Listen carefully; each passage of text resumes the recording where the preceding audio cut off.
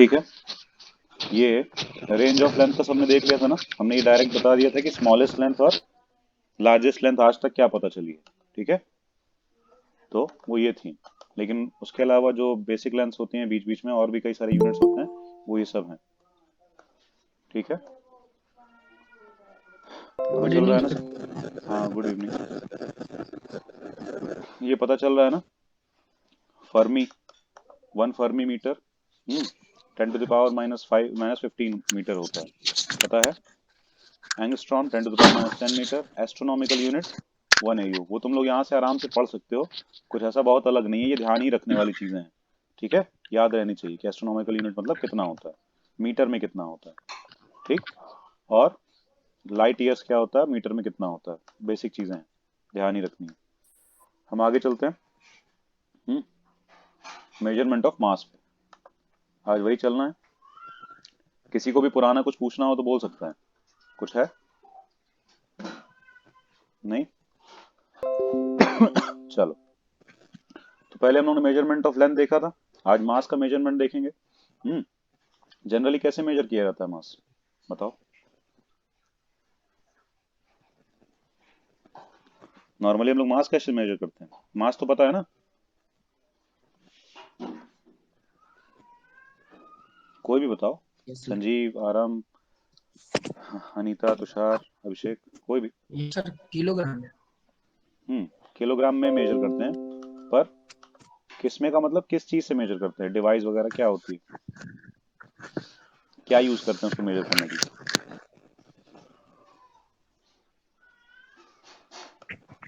कुछ digital devices हैं sir, या फिर तौल के करते हैं। हाँ, दो तरह का तुमने क्या बताया, एक तो तौल के और दूसरा कुछ डिजिटल डिवाइसेस हैं। कोई डिजिटल डिवाइसेस, जैसे कि वेइंग स्केल, है ना? Yes sir. वो जो वेट करने वाला जो आता है, वेट मशीन जिसको बोलते हैं, वेट मशीन, वेइंग स्केल जैसे बोलते हैं ना, उससे करते हैं, है ना? और उसके अलावा तुम कह रहे हो तौल के करते हैं, तो तौल के यस सर। कैसे करते हैं? तौल के करने के लिए क्या चाहिए होता है, ध्यान से अगर देखो तो ठीक से समझ में आएगा। तौल के करने के लिए हमें चाहिए क्या होता है, कुछ चीजें चाहिए ना? यस सर, वही यस स्केल। सर। क्या चाहिए?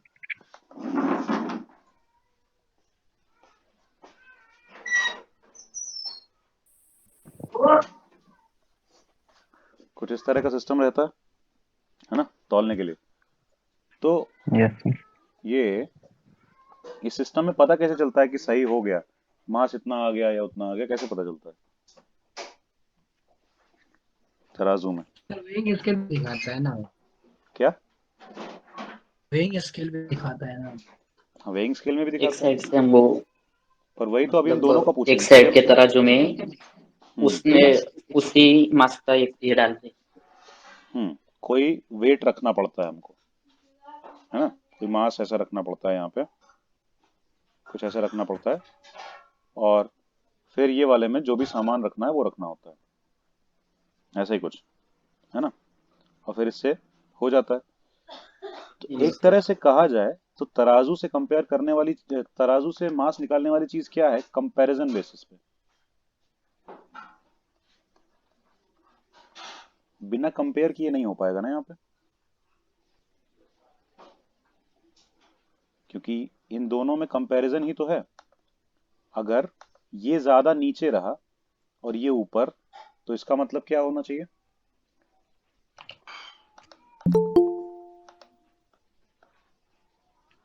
अलोन, अलोन नाम से यस किसने सर। ज्वाइन किया है?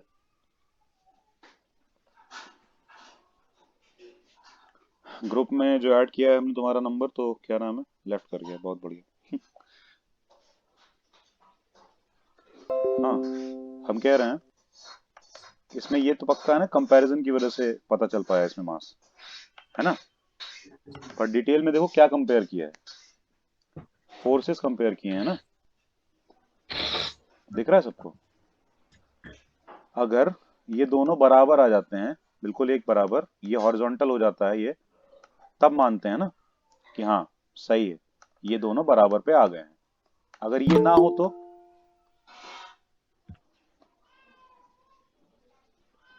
शिवा गेमिंग नाम से किसने किया ज्वाइन?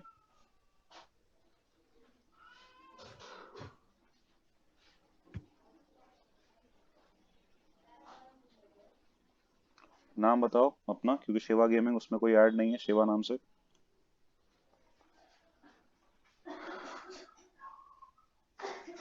कौन है ये शिवा गेमिंग नाम से? यार देखो इतना टाइम नहीं है, हम रिमूव कर देंगे, सही बता रहे हैं। सर हटा दीजिए ना से ही, हाँ वही करना पड़ेगा। जो भी है। चलो ठीक है, हम भाई रिमूव कर रहे हैं। जब बता नहीं या रहे तो तो मैसेज करके ही हमको बता दो कि कौन हो, ठीक है, या फिर हम रिमूव कर रहे हैं। चलो बढ़िया, फालतू टाइम वेस्ट करने के लिए। हाँ, तो तुम लोगों को ये समझ में आ रहा है ना कि यहाँ पे कंपैरिजन होता है, लेकिन किस चीज का? मास का कंपैरिजन। यस सर मैं उसको भाई आरम, मास का कंपैरिजन हो रहा यस सर। है? नहीं, एक्चुअली यहाँ वेट का कंपैरिजन हो रहा है, मतलब फोर्स ऑफ ग्रेविटी का कंपैरिजन हो रहा है। समझ में आ रही बात कि इधर से कितना फोर्स लग रहा है और इधर से कितना फोर्स लग रहा है। अगर ये दोनों तरफ से फोर्स बराबर लग रहे हैं तो ये किसी भी तरफ टिल्ट नहीं होगा, ठीक है। दोनों तरफ से अगर फोर्स बराबर लग रहे हैं तो ये किसी भी तरफ टिल्ट नहीं होने वाला है। आई बात समझ में? Yes yes sir. ठीक है, क्लियर हो गया ना? यस तो सर। वेट का कंपैरिजन हुआ या फोर्स ऑफ ग्रेविटी का कंपैरिजन हुआ? डायरेक्ट देखा जाए तो फोर्सेस का कंपैरिजन हुआ है यहाँ पे, क्योंकि वेट क्या होता है? फोर्स ऑफ ग्रेविटी, ठीक है। तो यहाँ फोर्स ऑफ ग्रेविटी कंपेयर करके हमने मास को भी कंपेयर कर लिया, क्योंकि फोर्स ऑफ ग्रेविटी होता है mg। अब जैसे ये m1g है, ये m2g है, समझ रहे हो? इस पे फोर्स होगा m1g, इस पे फोर्स होगा m2g, क्योंकि उतना ही रखा हुआ है।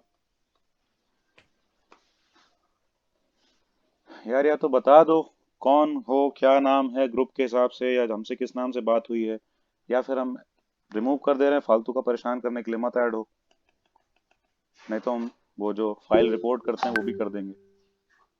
अच्छा ये वही है फालतू वाला पुराना।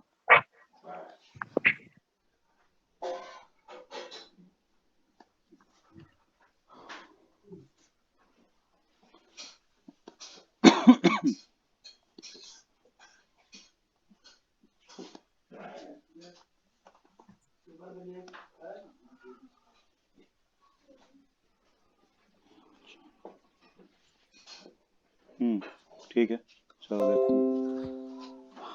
पता नहीं इनको लिंक कहाँ से मिलता है, तुम ही लोगों में से कहीं से गया होगा, क्योंकि लिंक तो हमने सिर्फ ग्रुप में ही डाला है।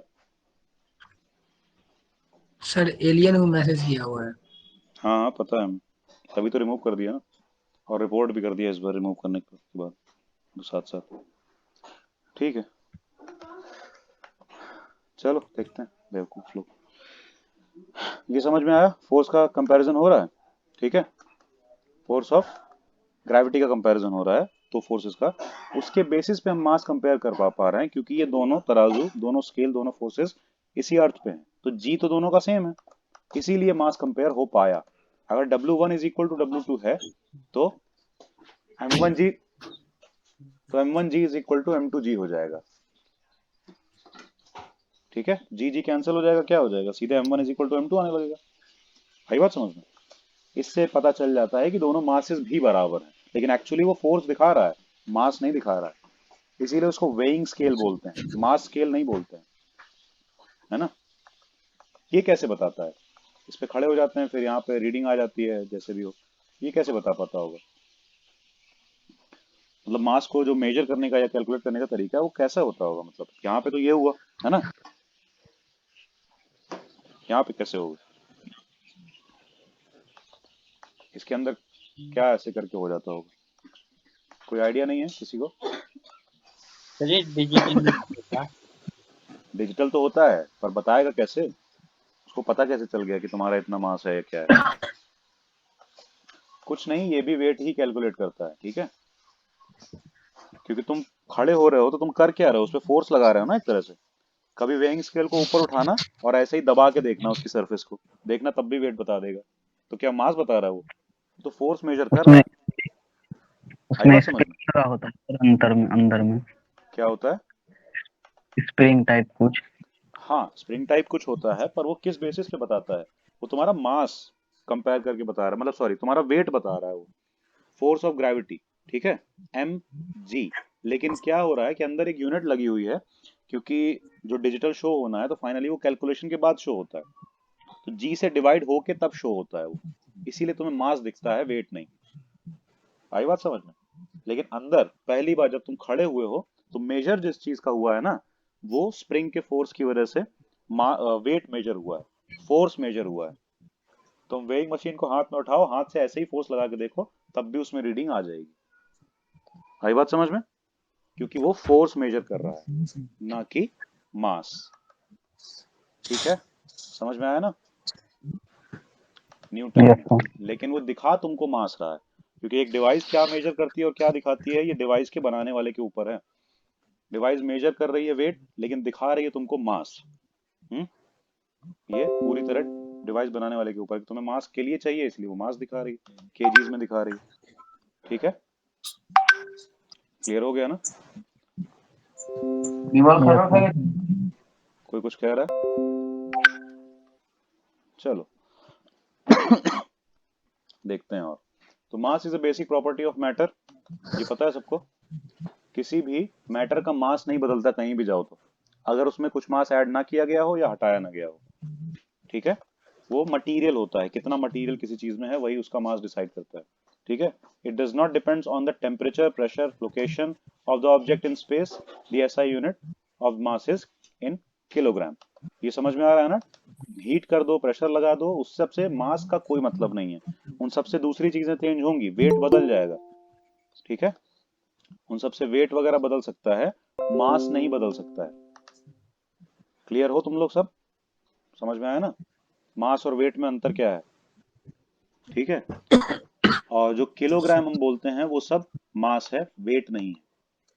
ठीक, defined by taking fixed numerical value of the Planck constant h to be this when expressed in the unit of joule second।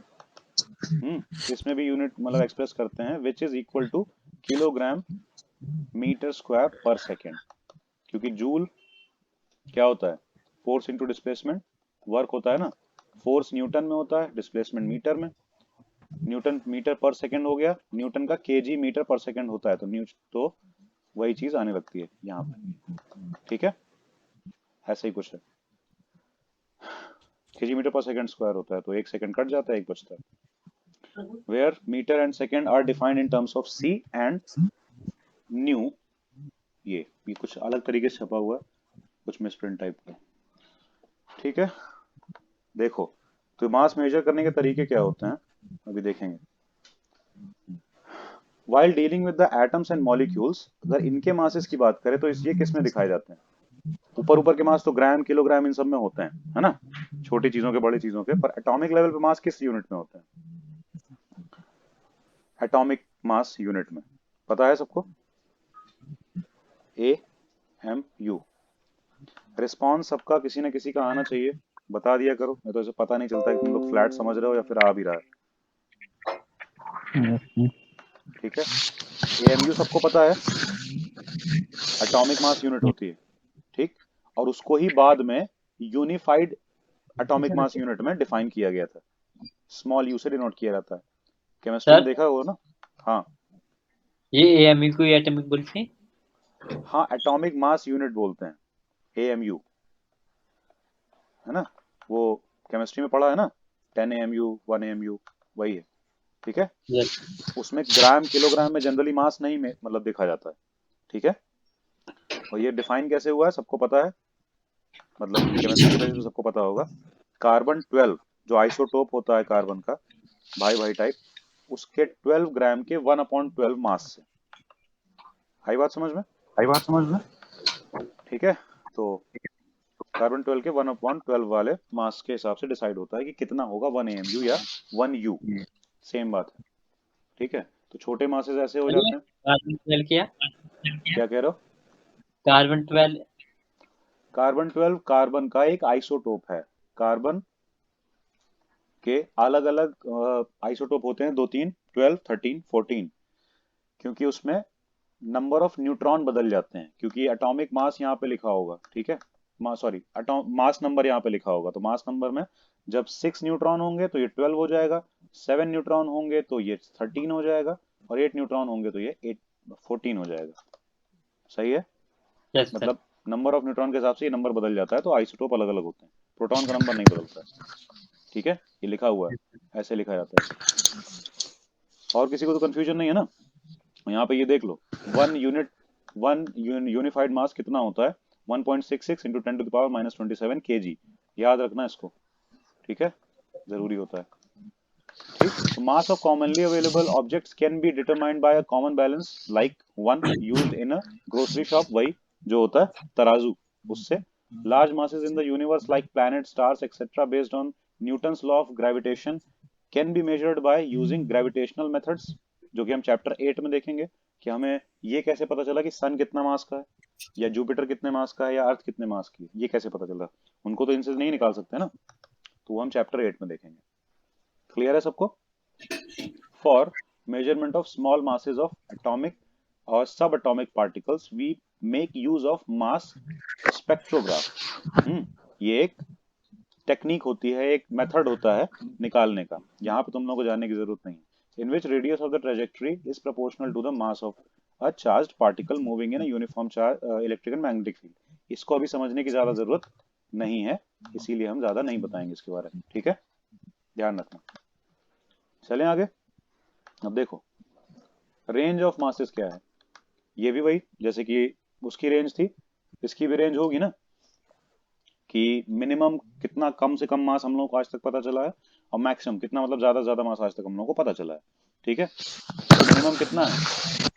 10⁻⁻30 kg मास हम लोगों को आज तक पता है मिनिमम, और मैक्सिमम 10⁻55 kg नोन यूनिवर्स का माना जाता है।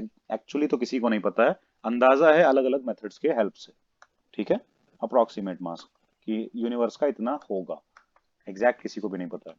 बाकी ये वाला फिर भी काफी हद तक पता है कि टाइनी मास, बहुत छोटा, इलेक्ट्रॉन का अप्रोक्सीमेटली 10⁻30 के ऑर्डर का रहता है, पता है सबको। 9.1 इंटू 10⁻31 kg होता है ना इलेक्ट्रॉन का मास, पता है सबको? Yes sir. इतना मास होता है एक इलेक्ट्रॉन का, तो ये इससे छोटी चीज अभी तक क्लियरली फाइंड नहीं हुई है, या फिर ये बुक लिखने तक क्लियरली फाइंड नहीं हुई थी, इसी वजह से ये सबसे छोटा मास दिखाया गया है। जब क्वार्क्स के बारे में पता चल जाएगा तब फिर भी ये सब चीजें समझ में आ जाएंगी, ठीक है। ये शांतनु नाम से किसने ज्वाइन किया है? शांतनु सिंह, क्योंकि ग्रुप में इस नाम से कोई नहीं है इसीलिए पूछ रहे हैं, किसने ज्वाइन किया शांतनु नाम से?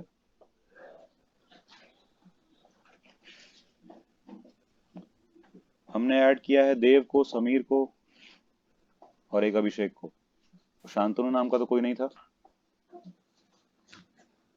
बहुत बढ़िया, ठीक है। देखें रेंजेस दी हुई हैं यहाँ पे, तुम लोग और चीजों की रेंजेस भी देख सकते हो, ठीक है। देखो इसमें मास दिया हुआ है और खुद से कंपेयर करके देख सकते हो, एक नॉर्मल ह्यूमन बीइंग का मास भी इसमें शायद होगा, और ऐसी सब चीजें हैं, ठीक है ना। 100 kg के आसपास ह्यूमन बीइंग का टाइप मास होता है, इसमें दिया ही नहीं, छोड़ दिया। थिकनेस ऑफ, अच्छा ये लेंथ की रेंज का ऑर्डर है, सॉरी, ठीक है। इसके लिए एक टेबल गिवन है, यहाँ पे तुम लोग पूरा देख सकते हो कि प्रोटॉन का साइज इतना एंड सो ऑन। ये तुम्हें याद करने की बिल्कुल जरूरत नहीं, बस बेसिक समझने की जरूरत है कि मिनिमम इतना मास पता चल रहा है, मिनिमम या इससे भी थोड़ा छोटा है, सॉरी लेंथ पता चल रही है, और मैक्सिमम इतनी पता चल रही है, ठीक है, लेंथ के बेसिस पे। किसकी किसकी है लिखा हुआ है, इतना ज्यादा कंफ्यूजिंग चीज नहीं है, ना ही ध्यान रखने वाली चीज है। ये वाली भी स्टार्टिंग एंड ध्यान रख सकते हो, बेसिक परसेप्शन के लिए याद नहीं करनी है ये टेबल, ठीक है, कि मिनिमम मास इतना होता है, इलेक्ट्रॉन का होता है 10⁻30, और मैक्सिमम मास मतलब फिलहाल ऑब्जर्वेबल यूनिट्स का 10⁻55 kg में लिया गया है। पक्का किसी को पता वैसे भी नहीं है, कौन जाके यूनिवर्स का मास निकालेगा, ठीक है। कुछ कंफ्यूजन है किसी को मास वाले में? बहुत ज्यादा कुछ ऐसा है नहीं इसमें, सिंपल सब कुछ डायरेक्टली चलता गया है। किसी को हो तो बताओ, मेजरमेंट के बहुत सारे तरीके नहीं बताए गए यहाँ पे, ठीक है? किस फॉर्म में, किस यूनिट में मेजर करते हैं छोटे बड़े मास को, बस ये बताया गया। ठीक, रिस्पॉन्स दे दो कोई, किसी को प्रॉब्लम हो तो। अनीता, आरम, तुषार, प्रियांशु, संजीव, ठीक है ना?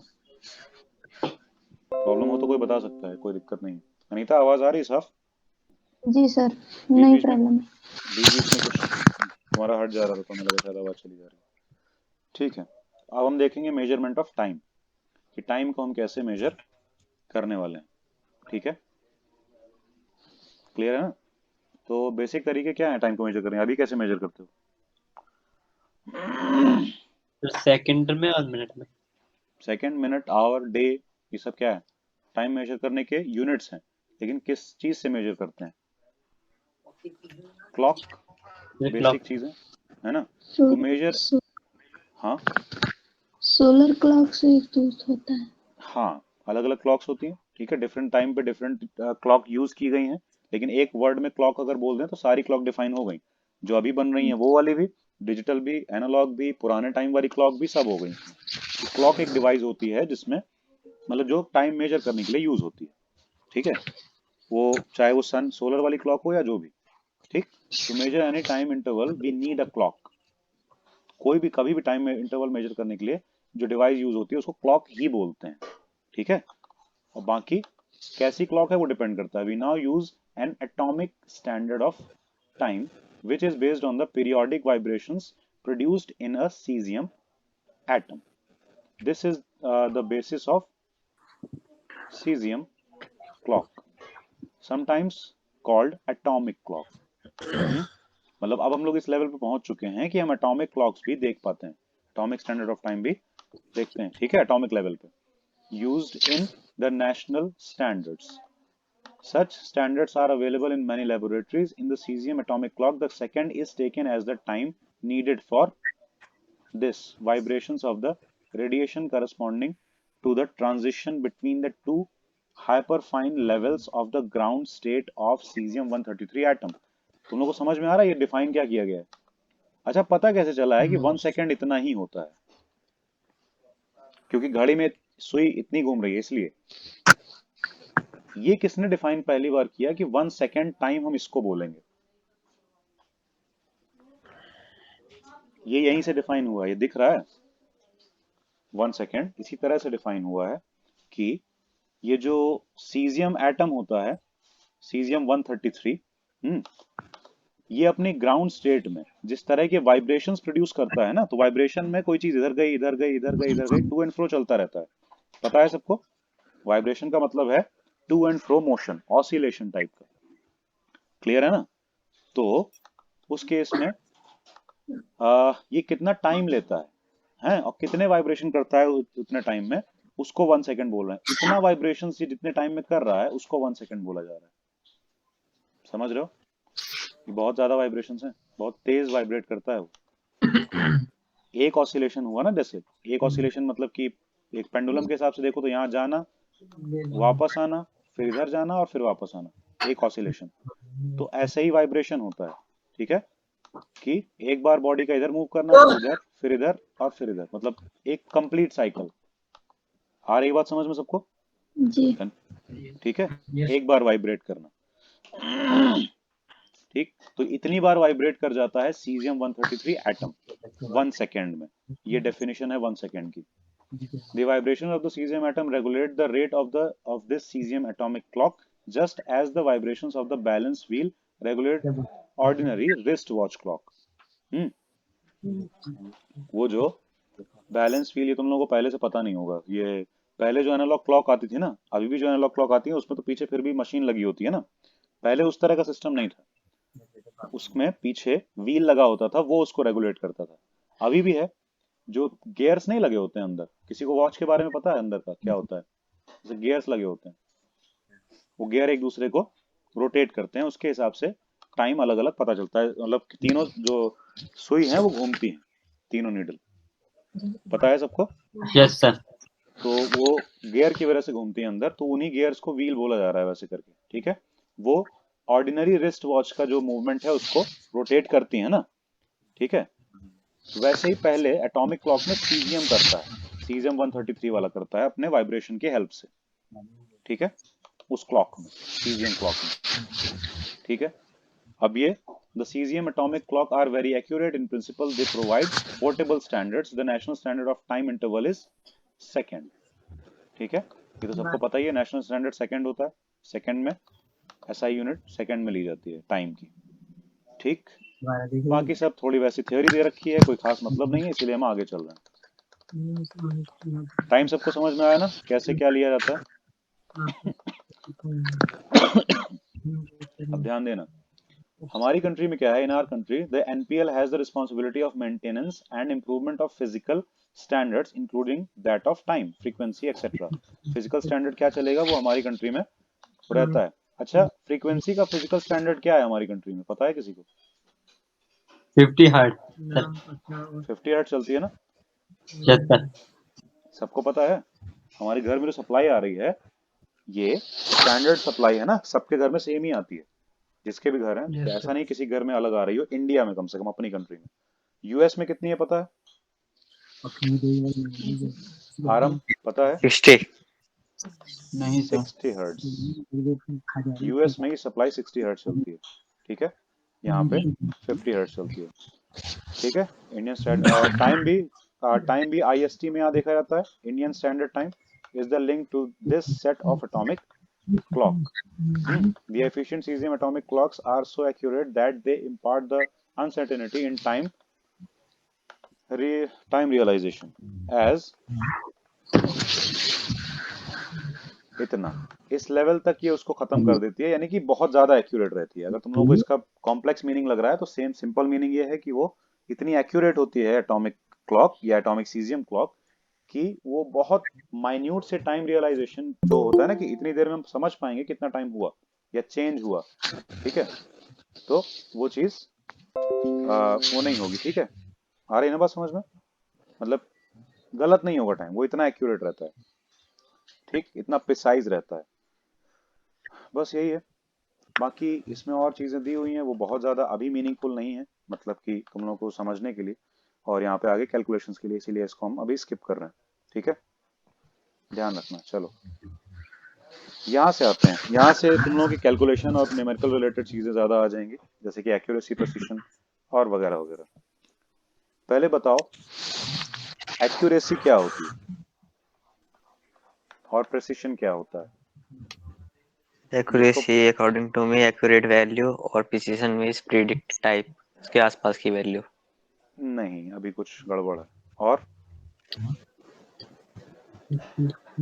और कोई बताएगा एक्यूरेसी और प्रिसिशन का मतलब? सर आसपास की वैल्यू। आसपास की वैल्यू मतलब किसकी बात करो, एक्यूरेसी की या प्रिसिशन की, पहले ये बताओ। Sir accuracy. Sir true accuracy, true value, मतलब एक्यूरेसी का मतलब ट्रू वैल्यू। पहली बात तो ये दोनों वैल्यू नहीं है, ठीक है, मतलब वैल्यू से रिलेटेड हैं पर वैल्यू नहीं है। एक्यूरेसी अलग चीज है, एक्यूरेट होना अलग चीज है। हम एक्यूरेट वैल्यू की बात नहीं कर रहे हैं। एक्यूरेसी का क्या मतलब है? तुम्हें अगर किसी चीज में एक्यूरेसी अचीव करनी है तो उसका क्या मतलब है?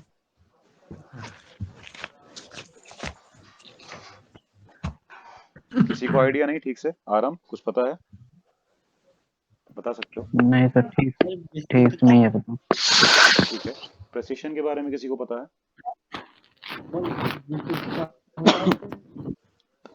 कोई कुछ बोल रहा है क्या? सर विशुद्धता। तुम बहुत दूर से बोल रहे हो, तुम माइक के पास रहो। हाँ, आप क्या कह रहे हो? सर विशुद्धता। अरे हिंदी इंग्लिश से मतलब नहीं है, मतलब क्या है उसका? वैसे हिंदी से क्या मतलब है? हिंदी में बता देने में खाली मीनिंग तो हुई ना, ये क्लियर नहीं हुआ क्या होता है, वो समझ में नहीं आया। देखो, कोई भी चीज है जिसकी मतलब रियल या फिर ट्रू वैल्यू होती है, ठीक है, बिल्कुल सच में क्या वैल्यू है। अब ये ट्रू वैल्यू भी बहुत बड़ा मिथ है, आइडियल सिचुएशन है ये, क्योंकि कोई भी चीज अगर तुम्हें पता है तो कैसे पता है कि वो ट्रू वैल्यू है? किसी को नहीं पता हो सकता है। पता है क्यों? क्योंकि जो भी जिस भी तरह से हम उसको पता करेंगे कि ये ट्रू वैल्यू है या नहीं है, वो सब इंस्ट्रूमेंट्स के थ्रू होगा, और इंस्ट्रूमेंट कभी भी एक्यूरेट नहीं होते हैं। 100% एक्यूरेट मतलब नहीं होते। कोई भी इंस्ट्रूमेंट, तुम्हारी आई क्या है? इंस्ट्रूमेंट है। ईयर क्या है? वो भी इंस्ट्रूमेंट है। समझ रहे हो? नोज क्या है? वो भी इंस्ट्रूमेंट है। तो ये सारे इंस्ट्रूमेंट, कोई इंस्ट्रूमेंट किसी का एक्यूरेट नहीं हो सकता है। इस बात पे लड़ाई झगड़ा होते देखा है ना, कि ये वाला कलर ये नहीं है वो है, ये रेड नहीं है पिंक है, रेड नहीं है ऑरेंज है। बात कभी हुई है किसी से बहस कि कोई और कह रहा हो कि ये कोई और कलर है, तुम कह रहे हो कि नहीं ये दूसरा कलर है? किसी की हुई है तो बताओ, या किसी ने आज तक एक्सपीरियंस नहीं किया ऐसा कुछ?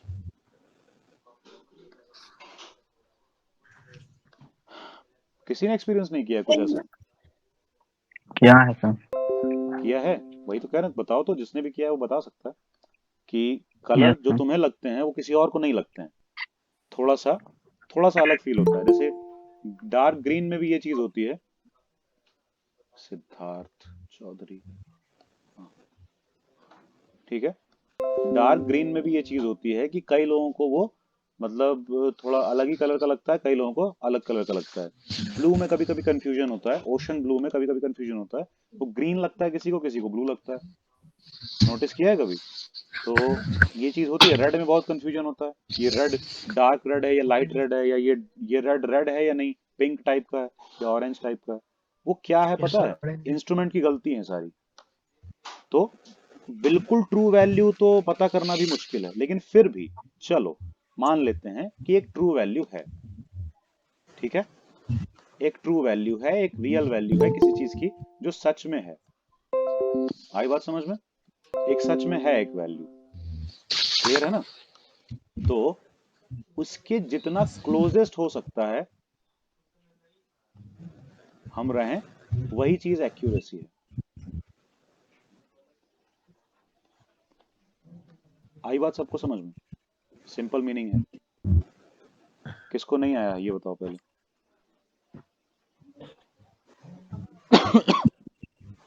बोल दो। अनीता आ गया? जी। और कोई जिसको ना आया हो? सबको आ गया? एक बार कंफर्म कर दो अगर सबको आ गया तो। आगे sir. Yes sir. Yes, sir. आया ना? Yes sir. अब क्लोजेस्ट रहने का क्या मतलब है? अब जैसे ये ट्रू वैल्यू है मान लो 5, तो 5 के जितना क्लोज हो सकता है उतना एक्यूरेट हो जाएगा वो। ठीक है, 5 नहीं भी आए, 4.99 आ जाए, 4.98 आ जाए, मतलब जितना क्लोज रह सकता है उतना एक्यूरेट भी होगा।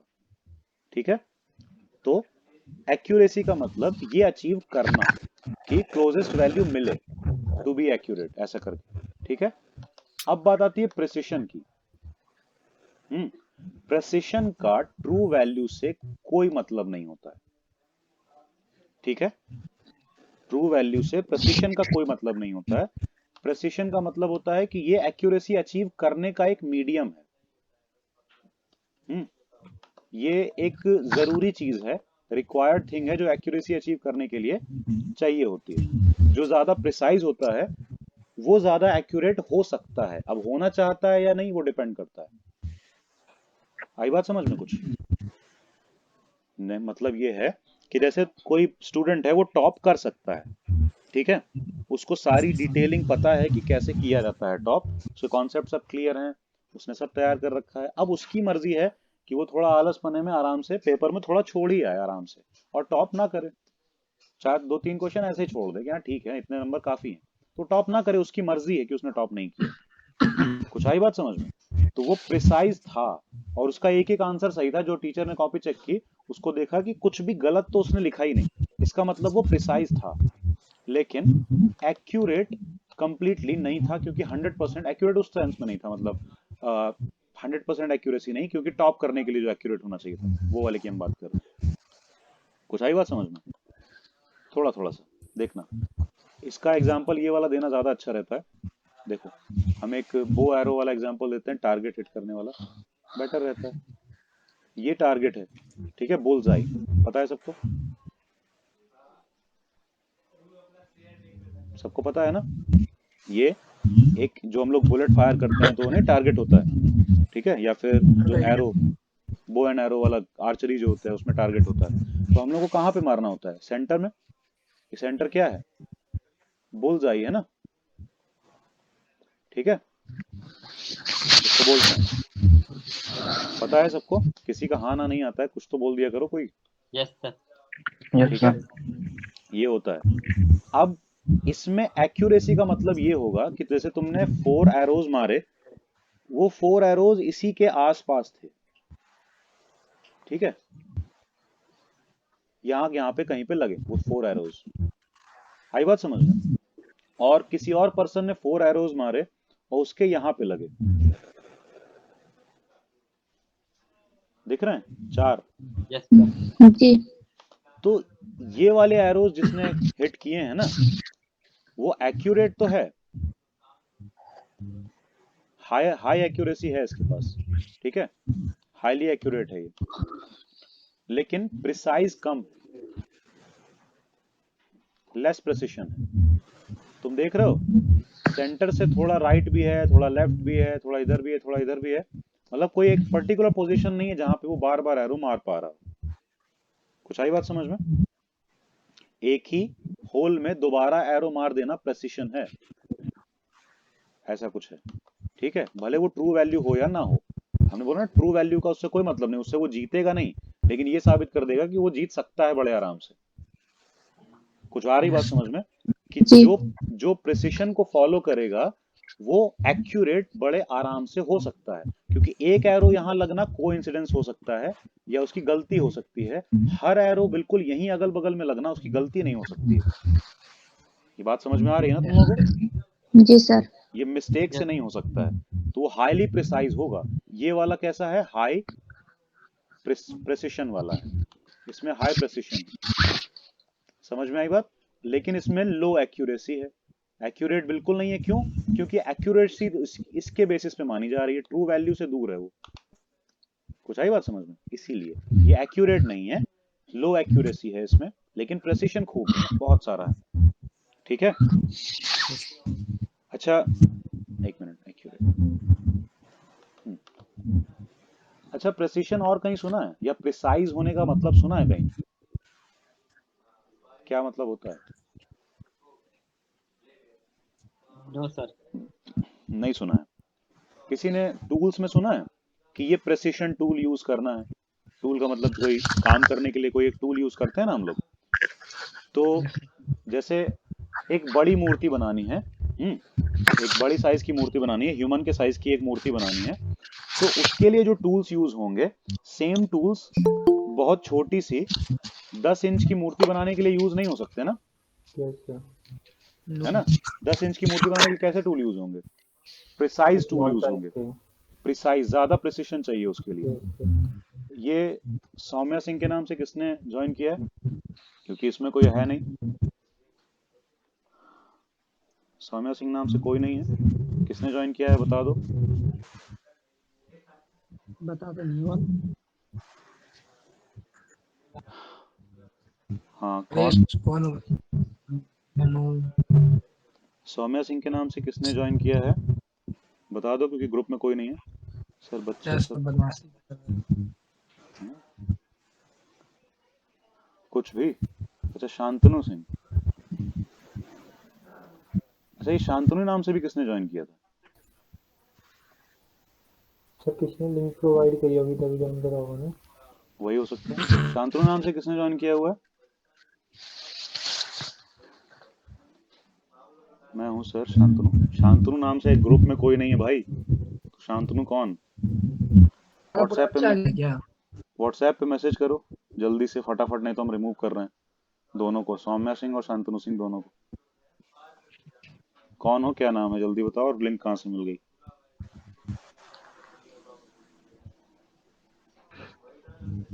हमें लगता है समीर या देव में से ही कोई है। चलो रिमूव ही कर देते हैं, हटाओ, फालतू का टाइम पास चल रहा है। बढ़िया।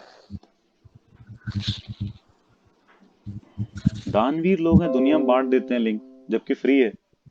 इससे अच्छा उनको नंबर दे देते। लेकिन टाइम पास करने के लिए बांटते हैं ना, तो नंबर देंगे तो फिर दिक्कत हो जाएगी। चलो तुम लोग को एक्यूरेसी प्रिसिशन समझ में आया ना? लेकिन किसको नहीं समझ में आया पहले ये बताओ। कोई है? एक बार ब्रीफ कर देंगे, मैंने क्लास अभी ज्वाइन करी है। कौन? सिद्धार्थ? तो सिद्धार्थ। हाँ सिद्धार्थ तुम ज्वाइन हो? एक मिनट। यस सर, अच्छा अभी अच्छा तूने, हाँ ठीक है। तो क्या रिपीट करना है, प्रिसिशन और एक्यूरेसी वाला? हाँ सर, एक बार ब्रीफ कर दो बस। हाँ देखो, कोई भी चीज जैसे एक टारगेट पे हिट करना है तो बुलजाई में हिट करने से विनिंग होगी, जीतोगे तुम, ठीक है। लेकिन बुलजाई के दूर हिट करोगे तो हारोगे, ठीक है। लेकिन कोई अगर बुलजाई के पास तो हिट कर रहा है, यस सर। बुलजाई के पास तो हिट कर रहा है, लेकिन उसके आप जो आपस में हिट किए गए 5 शॉट हैं वो आपस में थोड़ा दूर हैं। जैसे ये दोनों शॉट कितना दूर है, दिख रहा है? तो इसके अंदर प्रेसिशन नहीं, एक्यूरेसी है, ठीक है। High accuracy, low precision. Sir high precision accuracy, का मतलब ये होता है ना, जो उनका डिफरेंस होता है वो बहुत मिनिमम होना चाहिए। हाँ कि जितनी आप जितनी भी तुम्हारी आउटकम के, मेजरमेंट्स आई हैं वो बहुत कम और बहुत प्रिसाइज होनी चाहिए, सर बहुत मतलब क्लोज होनी उनमें चाहिए, डिफरेंस कम होना चाहिए। आपस में क्लोज होनी चाहिए, ये कहें तो। ट्रू वैल्यू के क्लोज होना जरूरी नहीं है उसको। तो मतलब जैसे हर बार हम अगर मेजर कर रहे हैं तो वो लगभग लगभग सेम आना चाहिए, तभी उसको हम प्रिसाइज बोलते हैं। प्रिसाइज बोलते हैं, और लेकिन भले वो एक्यूरेट तब एक्यूरेट होता वैल्यू है के जब ट्रू वैल्यू के करीब हो, तब एक्यूरेट होता बिल्कुल है। बिल्कुल ठीक ओके, है। मैं समझ गया। ट्रू वैल्यू के एक्यूरेट मतलब एक ट्रू डिफाइंड वैल्यू है कि इस वैल्यू के पास आनी चाहिए, वो वैल्यू नहीं आ रही है तो फिर वो एक्यूरेट नहीं एक्यूरेट नहीं है। है। हाँ ठीक है, बस यही है। क्लियर है? यस अब देखें। सर। अच्छा तुम में से किसी ने किसी को लिंक दिया था क्या, बता दो, अगर किसी फ्रेंड को दिया हो। इसमें कोई दिक्कत नहीं है, वो बता तो दिया करो कम से कम। नहीं नहीं सर, दिया है? मैंने तो नहीं दिया। किसी ने नहीं दिया है? सर लिंक तो नहीं दिया है, आपका नंबर दिया हुआ है। नंबर से लिंक थोड़ी ना मिलेगा, हमने ग्रुप में भेजा है ना, सिर्फ ग्रुप में भेजा है। ग्रुप में जो ऐड होगा उसी को तो मिल सकता है। ग्रुप दो में तीन को मैं आपका 3, नंबर दिया हुआ है बस। नहीं 2-3 लोगों ने हमने ऐड किया है ना अभी 2-3 लोगों को, तो उन्हीं में से कोई है हाँ फालतू का खुराफात इंसान, देखेंगे हटा देंगे। और अभिषेक का तो नहीं होगा, जहां तक लग नहीं रहा था, वो ठीक ही लग रहा था। ये देव और एक और जो है उसमें से कोई है। चलो देखते हैं, ठीक है। सबको क्लियर है ना? अभी जो हम एग्जांपल दे रहे थे सोलर मूर्ति का वाला। हाँ क्या कुछ कह रहे हो? स्टेटमेंट वाला क्लास का है। तुम्हारी आवाज बड़ी मतलब वॉबल हो रही है, समझ में नहीं आ रहा क्या बोल रहे सर नेट बहुत स्लो है। हो। अच्छा ठीक है सर, आप पढ़ाओ, मैं बताता हूँ। ठीक है बता देना। अभी कुछ प्रॉब्लम तो नहीं है ना, समझ में आ रहा है? नहीं नहीं, अच्छा बढ़िया देखो, चल एक बड़ी मूर्ति बनाने के लिए यानी कि ह्यूमन साइज की मूर्ति या उससे ही बड़ी मूर्ति बनाने के लिए जो टूल्स चाहिए, कट वट करने के लिए, कटिंग करने के लिए, या कोई आईज वगैरह बनाने के लिए, समझ रहे हो ना तुम लोग क्या बोल रहे यस हैं? सर। वो जी प्रिसाइज कम हो तो चलेगा, ठीक है। लेकिन एक बहुत यानी कि मान लो एक छोटी सी मूर्ति बनानी है, उतनी ही अच्छी, उतनी ही शार्प, बिल्कुल उसमें अच्छे से फेस बना होना चाहिए, सब कुछ बना होना चाहिए। छोटी मूर्ति बनानी है, मान लो 5 सेंटीमीटर लंबी, बस छोटी सी बिल्कुल, ठीक है। तो उसके लिए जो टूल्स चाहिए वो बहुत प्रिसाइज टूल चाहिए, समझ रहे हो ना? बहुत प्रिसाइज टूल, ऐसे टूल जो बिल्कुल जरा जरा सी डिटेल के हिसाब से काम कर सकते हैं, बहुत जरा जरा सी डिटेल जिसमें दी जा सकती हो। बड़े टूल काम नहीं करेंगे वहां पे, है ना। हाई प्रिसिशन वाले टूल चाहिए। क्लियर? तुम लोग स्क्रू ड्राइवर वगैरह भी अगर लेते हो तो उसमें भी हाई प्रिसिशन स्क्रू ड्राइवर आते हैं। उनका मतलब कि जो मोबाइल के जो नट्स हैं उससे भी छोटे नट्स हैं, उनको खोलने के काम आते हैं। तो हाई प्रिसिशन इसीलिए उनको बोला जाता है। क्लियर है? Yes sir. चलो आगे देखें। बात की आवाज किसकी तरफ से आ रही है, थोड़ा कम कर दो। चलो देखते हैं, ठीक है। तो ये दोनों सबको क्लियर है। इंस्ट्रूमेंट क्या होता है?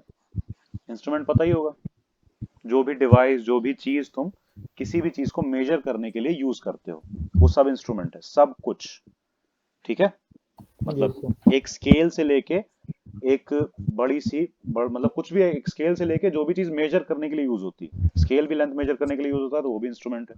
हमारी आंखें देखने के लिए यूज होती हैं, देख के कलर समझने के लिए यूज होती हैं, तो आंखें भी इंस्ट्रूमेंट है, आईज भी। लेकिन ये बायोलॉजिकल इंस्ट्रूमेंट्स हैं, ठीक है। लेकिन जो ह्यूमन मेड इंस्ट्रूमेंट्स हैं वो सारे हम लोगों के सामने होते हैं। कुछ भी होता है ना मेजर करने के लिए काम आता है, जैसे ये एक टेस्टर है, इलेक्ट्रिसिटी आ रही है कि नहीं आ रही है वो मेजर करने के लिए इंस्ट्रूमेंट है, ठीक है।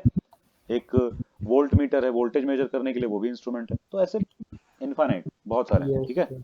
तो कोई भी ऐसी चीज जो कोई भी ऐसी डिवाइस या चीज जो कुछ भी मेजर करने के काम आती है वो इंस्ट्रूमेंट है, ठीक। और एक्यूरेसी और प्रिसिशन इंस्ट्रूमेंट में ही बात हो रही है, इंस्ट्रूमेंट ही तो एक्यूरेट या प्रिसाइज हो सकता है ना। जैसे अभी हमने बताया वो टूल, वो जो मूर्ति बनाने वाला टूल है वो भी इंस्ट्रूमेंट है, ठीक है। तो वो कितना प्रिसाइज है वो डिपेंड करता है, लेकिन एक्यूरेसी वो टूल नहीं दे सकता, वो तुम्हें अचीव करनी पड़ेगी जो उस टूल को यूज कर रहा है प्रिसिशन की हेल्प से। यानी कि तुम्हें प्रिसिशन वाले टूल मिल गए हैं, लेकिन तुम एक्यूरेसी अचीव करोगे, वो टूल अपने आप एक्यूरेट नहीं हो जाने वाला। आई बात समझ में? तुमने कुछ गलती की है तो वो एक्यूरेसी में दिखेगी, प्रिसिशन खराब नहीं हो जाएगा उसका। क्लियर है? प्रिसिशन सही रहेगा उसका। आई ना बात समझ में? जी। एक डिवाइस है बहुत महंगी, मान लो वोल्ट मीटर है, तो वोल्ट मीटर मान लो जनरली आता है 200 रुपए का, ठीक है, 200 रुपए का, लेकिन तुम्हें मिला 20,000 रुपए वाला वोल्ट मीटर, बहुत बहुत ज्यादा अच्छी क्वालिटी वाला वोल्ट मीटर तुम लोगों को मिला है मेजर करने के लिए लैब में। तो उस वोल्ट मीटर से भी अगर तुम लोग एक्यूरेट नहीं मेजर कर पा रहे हो, तो इसका मतलब वो एक्यूरेसी की गलती तुम्हारी वजह से है, ह्यूमन मेड गलती है वो। प्रिसिशन में उसकी कोई प्रॉब्लम नहीं है, वो बहुत हाईली प्रिसाइज टूल है वो, तभी उतना उसका रेट है। आई बात समझ में? Yes sir. तो ये सब चीजें हैं समझने वाली कि इंस्ट्रूमेंट में ही एक्यूरेशन प्रिसिशन और एक्यूरेसी की बात होती है। क्लियर है? अब जितना भी कम एक्यूरेट होगा या जितनी भी थोड़ी बहुत या ज्यादा प्रॉब्लम एक्यूरेसी में होगी, वही एरर है, ठीक है। वही चीज एरर है मेजरमेंट में, और कोई ऐसा पूरे यूनिवर्स का इंस्ट्रूमेंट नहीं है जिसमें एरर नहीं होती हो मेजर करने में कुछ भी। एक स्केल है, अगर हम तुमसे कहें कि बिल्कुल एक्यूरेट मेजर करना है 5 सेंटीमीटर लेंथ को, तो तुम लोग कर लोगे एक्यूरेट मेजर? No sir. कौन कर लेगा बताओ? 5 सेंटीमीटर कौन मेजर करके सही से दिखा सकता है एक स्केल से? कोई नहीं कर पाएगा पक्का? तो सर स्केल से तो नहीं कर पाऊंगा। स्केल से नहीं कर पाओगे तो किससे कर पाओगे? कोई और चीज? सर वर्नियर कैलिपर या फिर ऐसे स्क्रू गॉज वगैरह हो उससे कर चलो लूंगा सर। वर्नियर कैलिपर ही दे देंगे, ठीक है। 5 सेंटीमीटर बिल्कुल सही से मेजर करना है, चलो 1 सेंटीमीटर ही सही, बिल्कुल एक्यूरेट मेजर करना है, कर लोगे? Yes sir. अगर वर्नियर कैलिपर में कोई एरर ना हो तो मैं तो कर लूंगा। 100% एक्यूरेट की बात कर रहे हैं। सर पक्का कर लूंगा। नहीं होता है भाई क्योंकि तुम्हें जितना भी लग रहा होगा ना, माइक्रोमीटर्स में प्रॉब्लम आ जाएगी। तुम हाईली एक्यूरेट हो सकते हो, 100% एक्यूरेट नहीं हो सकते हो। कुछ बात समझ में आ रही हाँ है? सर 100% नहीं हो सकता वर्नियर हाँ, कैलिपर से भी क्योंकि तो छोटा कुछ ना कुछ होता ही है। माइक्रोमीटर में चले जाएंगे ना। सोचो Yes, मिलीमीटर तक तुम्हें दिखता है, मिलीमीटर से भी चलो 0.1 में चले जाएंगे, 0.1 मिलीमीटर तक भी तुम्हें अच्छे से हो जाएगा। ये इसका भी कहाँ तक रहता है? 0.1 मिलीमीटर तक ही तो रहता है। Yes, sir. इसके बाद ये भी वादा नहीं करता है कि तुम्हारा साथ निभाएगा, गलत करवा देगा, ठीक है। हम माइक्रोमीटर में गलती निकाल देंगे, होगी ही गलती, गारंटीड है। हाई बात समझ? सर होगी सर, वो नेग्लिजिबल होगी ना बस। हाँ, नहीं वैसे नेग्लिजिबल होगी, इसीलिए तो कह रहे हैं 100% एक्यूरेसी आइडियल सिचुएशन होती है, एक्चुअल अचीव नहीं की जा सकती, ठीक है। नेग्लेक्ट करना पड़ा ना हमें, यस नेग्लेक्ट सर नहीं करना पड़ता तो सही था, 100%। ठीक है। तो 100% एक्यूरेट कुछ भी नहीं होता, प्रिसाइज हो सकता है एक बार को, डिपेंड करता है मशीन बनाने वाले को, वो भी नहीं होता, वो भी एक्यूरेसी पे डिपेंड कर गया। तो एरर होती ही होती है, कोई मेजरमेंट ऐसी नहीं है जिसमें एरर नहीं होगी, ध्यान से समझ लेना, ठीक है। यस तो सर। ऊपर से सुनने में तो समझ में आता है कि एरर क्या होती है, लेकिन कोई ठीक से डिटेल में बता सकता है कि टेक्निकली अगर देखा जाए या अगर मैथमेटिकली समझने की कोशिश करें तो एक एरर का क्या मतलब है, कैसे एक एरर दिखा सकते हैं हम कि एरर है या नहीं? सर जो एक्चुअल मेजरमेंट है उससे हमारा जो डिफरेंस आ रहा है हमारी मेजरमेंट में, वो एक एरर होता है। एक्चुअल मेजरमेंट से सर ट्रू वैल्यू जो होती है सर, उससे जितना हमारा डिफरेंस आ रहा है उसको ही हम एरर बोलते हैं। जितना डिफरेंस आ रहा है। तो और कोई कुछ बताना चाहेगा एरर के बारे में? सबको पता है ना एरर का क्या मतलब है? अनीता पता है? जी जो भी जो भी गलती हो जाती है, जो भी यस सर। जितना भी गलत है वही एरर है ना, जी ठीक है। तो किसी भी चीज को कैलकुलेट करने में, मतलब कैलकुलेट नहीं, मेजर करने में, यहाँ कैलकुलेशन में एरर की बात नहीं हो रही है, ध्यान रखना, जी मेजरमेंट में एरर की बात हो रही है। मेजरमेंट में हाँ, एक डिवाइस है वो मेजर कर रही है। अब जैसे एक वेइंग स्केल है डिजिटल वाला, उसमें तुम्हारा वेट बता रहा है मान लो 60.5 kg, ठीक है, तो क्या ये बिल्कुल एक्यूरेट बता रहा होगा? 10 नो ग्राम का भी सर, अंतर नहीं होगा, सर जरूर हो होगा, है ना। इसके भी एक लिमिट है, एक लिमिट तक एक्यूरेट बता देगा, उसके बाद नहीं। हो सकता है 60 तक का तो एक्यूरेट होगा कि हाँ 60 के आसपास तो है, ठीक है, लेकिन उसके बाद की गारंटी ये भी नहीं लेगा कि ये 50 ग्राम ही है, ये मतलब ये 500 ग्राम ही है या 510 ग्राम है, ये सब नहीं बताएगा ना ये, ऐसा ही कुछ। तो कोई भी ऐसा इंस्ट्रूमेंट नहीं है, ठीक है, जो एरर फ्री होता हो। आ रही बात समझ में? कोई यस ऐसा सर। इंस्ट्रूमेंट नहीं जो एरर फ्री होता हो। सर उन पे मेंशन भी होता है एरर प्लस हाँ। माइनस ऐसे कुछ के लिखा होता है ना। रजनीत कुमार ज्वाइन किए हैं, कौन है? उन्हीं में से कोई जो परेशान कर रहे हैं या कोई और? जल्दी से नाम बता दो, नहीं तो 5 गिनने के बाद remove. 1 2 3 4 5। Hello hello hello hello. कौन है भाई? Good evening sir. क्या नाम है? आरजे। RJ। सर मुझे पैकेज खरीदना था सर, मुझे पढ़ना था सर। तुम्हें लिंक कहाँ से मिला, बिहार से। पहले ये बताओ। हाँ, तुम्हें लिंक कहाँ से मिला? लिंक का सर मैं ज्वाइन किया हूँ सर। लिंक कहाँ से? नहीं, तुम्हारा नाम उसमें क्या था? तुमने हमसे कांटेक्ट पहले कैसे किया है? आप उमंग सर है ना सर? हाँ, व्हाट्सएप पे मैसेज करो अच्छा हमको पहले। Can't we study sir? Can't you WhatsApp. Provide us study sir free और you if you want to for subscriptions you can pay, I can pay for that. भाई पहले ये क्लैरिफाई करोगे, लिंक कहाँ से मिली तुम्हें? सर आपने ही ग्रुप ज्वाइन करवाया होगा ना। वही तो, वो वाले ग्रुप में जो नाम है वो इनका नहीं है, तो वही तो हम कह रहे हैं कि या तो ये मैसेज करें हमें, मैसेज हेलो करो भाई, तो पता हेलो चले। हेलो क्या हेलो। नाम था हेलो भाई हेलो हेलो तुम्हारा? भाई, जो लिंक दिया बता दो। अरे सर लिंक का क्या है सर, अब स्टूडेंट है हेलो आपसे रंजीत, पढ़ाने का। कौन हो भाई? बहुत बढ़िया, फालतू आ जाओ। लेवल है टाइम पास का, लेकिन कोई काम नहीं है यार, मतलब इन लोगों को कोई नहीं, कुछ भी नहीं। टाइम पास भी यहाँ करने आए क्लास में, मतलब सोचने वाली हद बात है। होती है। मोबाइल कम सर पड़ गया, छपरी है। नहीं मोबाइल सर कम पड़ गया छपरी है, टाइम पास करने के लिए। हद है यार। छपरी है। सर खुद को तो टाइम पास करते हैं, हमारा टाइम बर्बाद हो रहा है। हाँ, नहीं लेवल है यार, क्लास क्लास में आके टाइम पास कर रहे हैं, बताओ। मोबाइल है, टाइम पास करो, टाइम पास के लिए है। देखो, चलो, एरर्स मेजरमेंट में होंगी ये पक्की बात है ना। तो अभी किसी ने कहा कि जो एक्चुअल वैल्यू है उससे थोड़ी इधर उधर होती है वैल्यू, वो एरर है ना। सही है, सब लोग अग्री हो इस बात से? एक तरह की जो हम नहीं चाहते हैं वो चीज हो जाती है, अनसर्टेनिटी मेजरमेंट में। किसी भी डिवाइस से अनसर्टेनिटी हो जाती है, यानी कि अनचाही कोई चीज जो हम नहीं चाह रहे हैं वो भी हो जा रही है, ठीक है, तो वो एरर है। क्लियर है? कुछ भी डाउट किसी को? तो वैल्यूज में कैसे कहेंगे? मान लो ट्रू वैल्यू है x, ठीक है, तो इससे कुछ या तो एडिशन में कोई एक्स्ट्रा वैल्यू होगी, थोड़ी सी ज्यादा थोड़ी सी कम, एरर की बात करें तो। अब ऐसा तो है नहीं कि 5 है प्लस माइनस और वैल्यू डेल्टा। 15 आ रही है, ये तो कुछ ज्यादा ही बड़ी एरर हो गई, है ना। तो x plus delta x type मान लो, डेल्टा x मतलब चेंज इन x, थोड़ा सा चेंज, सर प्लस थोड़ा सा माइनस। एक्स्ट्रा। हाँ, ये लेकिन अभी हम एक ही बता रहे हैं, थोड़ा सा ज्यादा या थोड़ा सा कम, ठीक है। जैसे ये अगर मान लो 5 है और ये 0.1 है, तो या तो वैल्यू 5.01 5.1 या ये 4.9, 4.9। है ना। इनके बीच में फ्लक्चुएट करेगी, लेकिन ये इतना ही एक्यूरेट नहीं होगा। इसका मतलब है कि इसमें वैल्यू 4.98 के आसपास भी हो सकती है।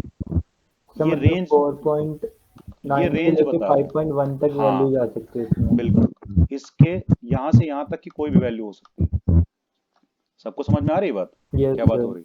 ये ट्रू वैल्यू है हमारी, ये एरर है, ठीक है, जो एक्स्ट्रा वैल्यू है जितनी भी गलती से आ रही है, ठीक है। तो प्लस माइनस में ऐसा कुछ है। आई ना सबको बात समझ में? जी सर। ठीक है, तो उसको प्लस माइनस में इस तरह से इसलिए लिखते हैं क्योंकि वो हमेशा ज्यादा ही नहीं होगी और हमेशा कम ही नहीं होगी, उसकी एक रेंज होगी। ये इसकी रेंज है 4.9 से लेके 5.1 तक। अभी इसके बीच में फ्लक्चुएट करेगा, तो ये तो अच्छा डिवाइस है जिसमें इतनी सी एरर आ रही है। सिर्फ और अच्छा बनाना है तो और पॉइंट में लेके चले जाओ। आई बात समझ में? Second, next digit, next decimal digit में लेके चले जाओ। और अच्छा इंस्ट्रूमेंट चाहिए तो प्रिसाइज हो जाएगा। क्लियर है? अभी प्रिसिशन की और डिटेल में बात करेंगे, लेकिन इसको देखो पहले। समझ में आ गया ना कि कैसे एरर को देखते हैं? ठीक है, यस सर। अब एरर के साथ साथ प्रिसिशन एक्यूरेसी कैसे देखेंगे वो अभी आएगी बात। ठीक है, चलो।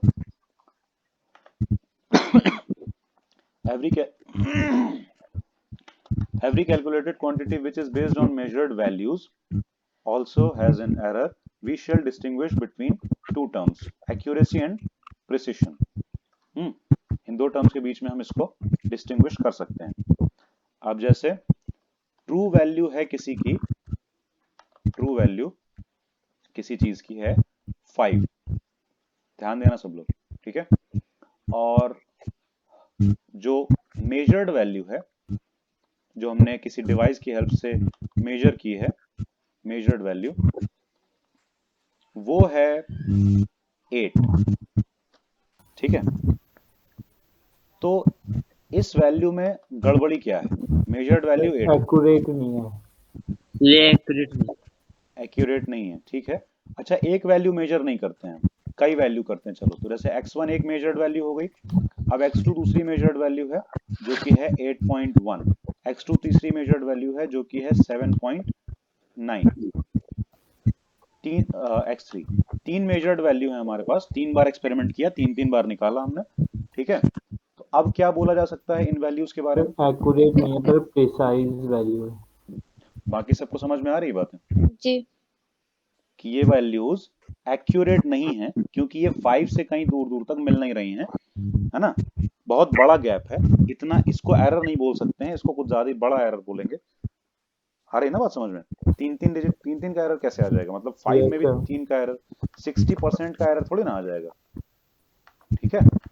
तो ये एरर उस तरह का सिंपल नॉर्मल नहीं है, ये बिल्कुल मतलब बहुत लेस एक्यूरेट वैल्यूज है, ठीक है, गलत वैल्यूज हैं बिल्कुल। लेकिन अगर इन तीनों वैल्यूज को देखो तो आपस में तो बहुत क्लोज है ना, तो प्रिसाइज है, तो प्रिसाइज तो हैं, ये सब प्रिसाइज वैल्यूज हैं। लेकिन अगर इसी में हम कुछ और वैल्यूज ऐड करें, जैसे कि 10, 2, अब सर वो प्रिसाइज भी नहीं है, अब एक्यूरेट भी नहीं है और प्रिसाइज भी नहीं है। सबको बात समझ में आ रही है ना? आराम संजीव, जी। क्लियर हो? क्लियर था। Yes sir. हाँ, सही से समझ लेना क्योंकि बहुत ये समझने के बाद बड़ा सिंपल हो जाता है चीजें। तो यस सर, बेसिक है।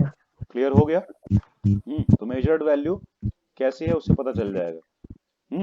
और अगर ये वैल्यूज होती मेजर्ड वाली, मेजर्ड वैल्यूज कुछ मान लो 5.2 और मेजर्ड वैल्यू एक होती 6, एक मेजर्ड वैल्यू होती 4.5, तो इसमें से अलग अलग बताना कि कौन सी ज्यादा एक्यूरेट है या कौन सी ज्यादा प्रिसाइज है या क्या है, कुछ भी, या दोनों है, जो भी बता सकते हो। मतलब प्रिसाइज तो कंपेयर करके बताएंगे, एक्यूरेट के बारे में बता सकते हो। सर इनमें से फर्स्ट कौन one see is more accurate. सबसे पहला ये ज्यादा एक्यूरेट है, यस सर। है ना, क्योंकि इसमें 0.2 का ही डिफरेंस है। सर ये इसमें उससे कम एरर सबसे एक्यूरेट कम है। 6 वाले में सबसे कम एक्यूरेसी है, यस सर। ठीक है, low least accuracy. Least accurate. Clear है सबको?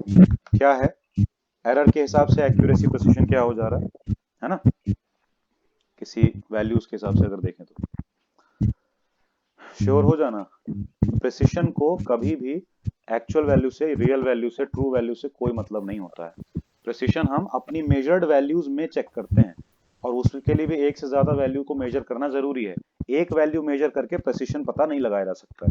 जैसे एक बुलेट फायर की यहाँ हिट हुई, ठीक है, तो उससे तुम कुछ नहीं बता, मतलब एक्यूरेसी तो बता दोगे कि ये एक्यूरेट नहीं है, लेकिन प्रिसिशन का कुछ पता नहीं चलने वाला। दूसरी बात, एक बुलेट फायर की यहाँ आई, इससे भी एक्यूरेसी बता दोगे कि एक्यूरेट लगभग है, लेकिन प्रिसिशन का कुछ पता नहीं चलने वाला है। क्लियर है ना सबको? ठीक है, Yes. बस यही है।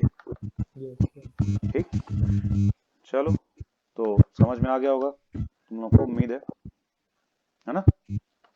चले अब एक्यूरेसी प्रिसिशन समझ में आ गया अच्छे से, एरर समझ में आ गई अच्छे से। अब range and order of time interval. Range जैसे उन सब की देखी थी ना, तो मिनिमम टाइम कितना अभी पता है और मैक्सिमम टाइम कितना पता है किसी को?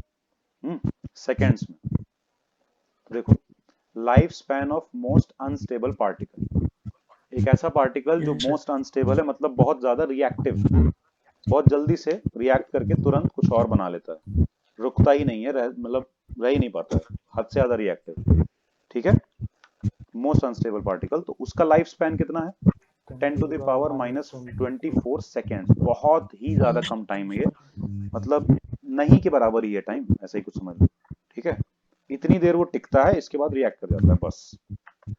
Time required for light to cross a nuclear distance, इतना। Yes, sir. न्यूक्लियर डिस्टेंस मतलब एक न्यूक्लियस को क्रॉस करने के लिए, समझ रहे हो ना? एक Yes, न्यूक्लियस को क्रॉस करने के लिए जितना टाइम रिक्वायर्ड होता है, उतना ही यहाँ पे दिया हुआ है कि इतना है, 10 टू द पावर माइनस 22 के आसपास। अब ये पूरा टेबल दी हुई है, तुम लोग पढ़ सकते हो, एनसीईआरटी की पीडीएफ आराम से मिल जाती है, जिसके पास नहीं है या जिनका सीबीएसई नहीं है। ठीक है, तो कोई दिक्कत नहीं है, ये पूरा याद किसी को नहीं करना है, रेंज को समझ लेना है ऊपर ऊपर से कि हाँ ठीक है, लगभग लगभग ऐसा ऐसा कुछ है। आई हम लोग विंक कितने टाइम में करते हैं? 10 to the power minus 1 seconds में, अप्रोक्सीमेटली 0.1 सेकेंड में। ठीक है, बेसिक तौर पे। एज ऑफ यूनिवर्स कितनी है? Approximately 10 to the power 17 seconds के आसपास। आसपास, किसी को एक्चुअल तो पता है ही नहीं, वैसे भी बहुत सारी चीजों से पता करने की कोशिश की गई है बस। Human life span, average human life span 10 to the power 9 seconds. ठीक है, अब तुम सेकेंड्स को कन्वर्ट कर सकते हो चाहो तो। ठीक है, सबको पता है ना कैसे कन्वर्ट करेंगे सेकंड को, फिर मिनट में, आवर में, डेज में और साल में, कि कितने साल कोई जीता है ऑन एन एवरेज। ठीक है, तो एक लगभग 10 टू द पावर 9। सब क्लियर, समझ में आ गया सबको? Yes, sir. अब यहाँ पे एरर्स की बात आती है, तो एरर दो टाइप के होते हैं बेसिकली। सिस्टमैटिक एरर एक होता है, ठीक है, सिस्टमैटिक एरर होता है, और एक होता है रैंडम एरर। सिस्टमैटिक एरर होता है कि जो, जैसे तुमने कुछ किया, मशीन्स में कुछ ऐसा, मतलब प्रॉपर गलती हुई जो तुम बाद में आइडेंटिफाई करके ठीक कर सकते हो बड़े आराम से, है ना? तो वो सिस्टमैटिक एरर्स के अंडर आता है। समझ में आ रहा है? यहाँ तो देखो, जो सिस्टम से गलती होती है, जो मतलब इंस्ट्रूमेंट में जो एरर होता है वो वाला ना? कुछ हद तक उसमें भी रैंडम हो सकता है, लेकिन सिस्टमैटिक एरर का मतलब सिर्फ सिस्टम से गलती होने वाली बात नहीं है। सिस्टमैटिक का मतलब वो सिस्टमैटिक इस वजह से है क्योंकि उनको तुम जज कर सकते हो, उनके बारे में पता है तुम्हें, ये रीजन से और ऐसे ऐसे हुआ होगा। रैंडम एरर के बारे में ज्यादा कुछ है ही नहीं समझने के लिए, Yes. वो बिल्कुल रैंडम होगा, जिसका तुम्हारे ऊपर, तुम्हारे साथ कोई कंट्रोल नहीं है उसका ज्यादा। ठीक है, सिस्टमैटिक एरर में कंट्रोल होता है, उसको हटाने के लिए कई सारे मेथड्स यूज किए जा सकते हैं। रैंडम एरर हटाने के लिए बस खाली 10 बार एक्सपेरिमेंट करके एक वैल्यू ले लो। अच्छा, कभी तुम लोगों ने नोटिस किया है स्कूल में एक्सपेरिमेंट होते हैं तो तुम लोगों को कई सारी रीडिंग नोट करने को क्यों कहा जाता है? सर एवरेज निकालने के लिए। हाँ, क्यों निकालते हैं एवरेज? सर क्योंकि हम फिक्स वैल्यू नहीं निकाल पाते, एक्यूरेट। रैंडम एरर को हटाने के लिए। ठीक है, Yes, ये sir. चीज सिर्फ रैंडम एरर को हटाने के लिए बोली जाती है। सबको ये बात समझ में आ रही है? स्कूल में प्रैक्टिकल्स होते हैं तो बहुत सारी रीडिंग नोट करवाते हैं ना, टेबल बनवा के 1 2 3 4 5 रीडिंग नोट करो, 10 रीडिंग नोट करो। आ रही बात समझ में? क्यों होता है वो रैंडम एरर को कम करने के लिए होता है। आई बात समझ में? कि कम से कम रैंडम एरर आए, क्योंकि जो भी एरर आए वो एवरेज लेके सॉर्ट आउट हो जाए। कि ज्यादा फ्लक्चुएशन जो आ रहा है ना वैल्यू में, ट्रू वैल्यू से थोड़ा ज्यादा इधर उधर चला भी गया, तो एवरेज लेके बीच बीच में सही जगह पे आ जाए। एक वैल्यू को एक बार में इसीलिए फाइनल नहीं किया जाता है, कई सारे मेजरमेंट किए जाते हैं, कई सारी वैल्यूज आती हैं, उन वैल्यूज का एवरेज ले लिया जाता है। मान लो 5 वैल्यूज आई, तो मान लो x1 है, x2 है, x3 है, x5 है, सबको 5 से डिवाइड कर दिया ऐड करके, और हमारा एक फाइनल वैल्यू आ गई। समझ में आ रही है ना बात? ठीक है, बस यही है। ठीक, कुछ डाउट किसी को? रैंडम एरर समझ में आ गया? आप सिस्टमैटिक समझते हैं, रैंडम तो सिंपली समझने लायक है। ध्यान देना, सिस्टमैटिक एरर समझने वाला है, और इन्हीं एरर्स को यूज हम प्रैक्टिकली बहुत सारे मेथड से करते हैं। रैंडम एरर का तो बस वही था कि हाँ, बहुत सारी रीडिंग ले लो, बहुत बार मेजरमेंट कर लो और एवरेज ले लो, बेटर ऑप्शन है। ठीक है ना, ध्यान रखना। किसी कुछ प्रॉब्लम है रैंडम एरर में? No sir. बता दो। आरंभ, क्लियर है सर। ठीक है। Siddharth, Priyanshu, no sir. ठीक है, सब ठीक है नो ना? सर। चलो तो आगे देखें। अनीता, क्लियर है ना? जी सर। हाँ, तो हम सिस्टमैटिक एरर देखते हैं। इंस्ट्रूमेंट बनाते टाइम ज्यादातर सिस्टमैटिक एरर की चीजें देखी जाती हैं।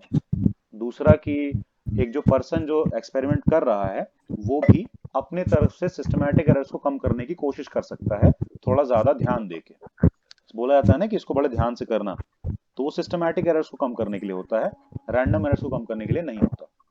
ठीक है, तो सिस्टमैटिक एरर भी कितने टाइप की होती है देखो। इंस्ट्रूमेंटल, ये एक इंस्ट्रूमेंट की वजह से एरर आई होगी। एक इंस्ट्रूमेंट की वजह से एरर आई होगी। क्या नाम है? अनीता, तुम अपना माइक ऑफ कर दो, जब बोलना होगा तब ऑन करना, ठीक है? उधर से नॉइज आ रही है, शायद फैन की या किसी चीज की। हेलो अनीता, आवाज आ रही है? हाँ, तुम्हारा माइक बार बार शायद किसी चीज में टकरा रहा है, इस वजह से आवाज आ रही है बार बार, तो उसको ऑफ कर दो माइक को। हमें लगता है आवाज नहीं जा रही। हाँ ठीक है, चलो ठीक है। तो सिस्टमैटिक एरर में इंस्ट्रूमेंटल एरर पहली है, मतलब कि इंस्ट्रूमेंट की वजह से जो एरर हुई होगी। लिखा है ना, that arises from the errors due to imperfection या इम्परफेक्ट डिजाइन और calibration of the measuring instrument. जो मेजरिंग इंस्ट्रूमेंट है उसका डिजाइन अगर इम्परफेक्ट है, यानी कि उसमें कहीं कुछ प्रॉब्लम है, कोई फ्लॉ है, उसकी वजह से जो भी प्रॉब्लम आएगी वो आएगी। ठीक है? हेलो देव, सर फिर से कोई ज्वाइन हो गया। देव आवाज आ रही है?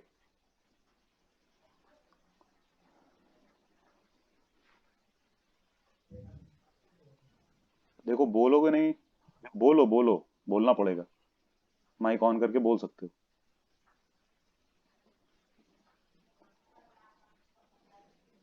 तुमने लिंक शेयर किया था,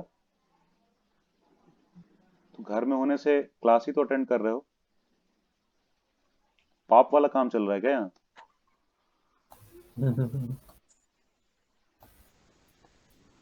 सर उसमें बैकग्राउंड नॉइस आ जाएगी शायद। शायद क्या होता है, बात करेंगे तो पहले बात तो करें। घर में होने से क्या होता है? बात नहीं कर पाओगे? अगर नहीं कर पाओगे तो रहना दो, कोई दिक्कत नहीं, क्लास अटेंड करने की कोई खास जरूरत भी नहीं। ठीक है, वैसे भी बहुत ज्यादा लेट हो तुम। बस यूं ही। अच्छा, इन्होंने ही शेयर किया होगा। सर रहने दो, क्लास में रहने दो इसको। कर रह के क्या करेगा? चलो देखो, अगर कोई मैसेज वैसेज आया उल्टा सीधा, ठीक है?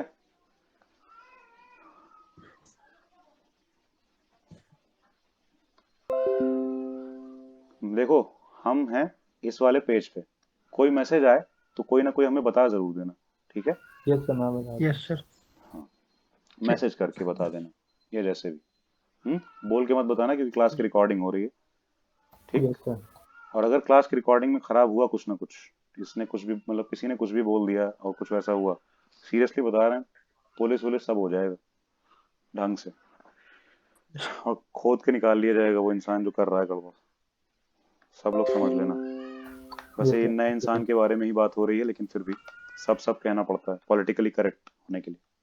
देखो, इंस्ट्रूमेंटल एरर्स जो इंस्ट्रूमेंट की डिजाइन की वजह से होती है, जहां से बना है, अलग अलग कंपनी के इंस्ट्रूमेंट अलग अलग तरह से काम करते हैं ना, एरर्स होती हैं, सीधी सी बात है। क्लियर है? और कितना अच्छे से उसको बनाया गया है, उसको मटेरियल कितना अच्छा यूज किया गया है, और कितना उसको एक्यूरेट रखने की कोशिश की गई है, वही सब होता है। जितना गड़बड़ी होंगी वो सब पता चल जाता है। और कोई भी इंस्ट्रूमेंट तुम खरीदोगे तो उसके बॉक्स पे एरर के बारे में भी लिखा होता है। आ रही बात समझ में? Yes sir. एरर के बारे में भी इंफॉर्मेशन होती है कि ये इतना प्रिसाइज है, यहाँ तक प्रिसाइज है, मतलब उसके बाद एरर आ सकती है उसमें, उसके बाद की कोई गारंटी नहीं है एरर आने की। आई बात समझ में? जैसे कि एक मीटर, एक वो है वेइंग स्केल है, वो अगर तुम्हें कह रहा है कि वो पॉइंट में पहली डिजिट तक तुमको सही बता देगा, तो इसका मतलब दूसरी डिजिट की गारंटी नहीं है उसकी। ठीक है? केजी में पॉइंट के बाद फर्स्ट डिजिट कौन सी होगी, क्या बता रही होगी? जैसे अगर लिखा हुआ है 50.1 kg, तो ये 1 क्या बता रहा होगा?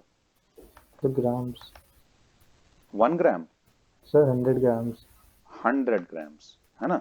क्योंकि 1000 kg वाला चक्कर होता है, यस सर। तो ये पॉइंट के जस्ट बाद वाली डिजिट हंड्रेड्स में, मतलब हंड्रेड्स ग्राम्स में चलेगी। यहाँ 2 है तो 200 ग्राम, 3 है तो 300 ग्राम, ऐसे चलेगा। इसका मतलब ये 100 ग्राम्स तक तो सही बताएगा ये वाला स्केल।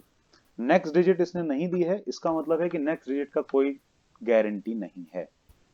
आई बात समझ में?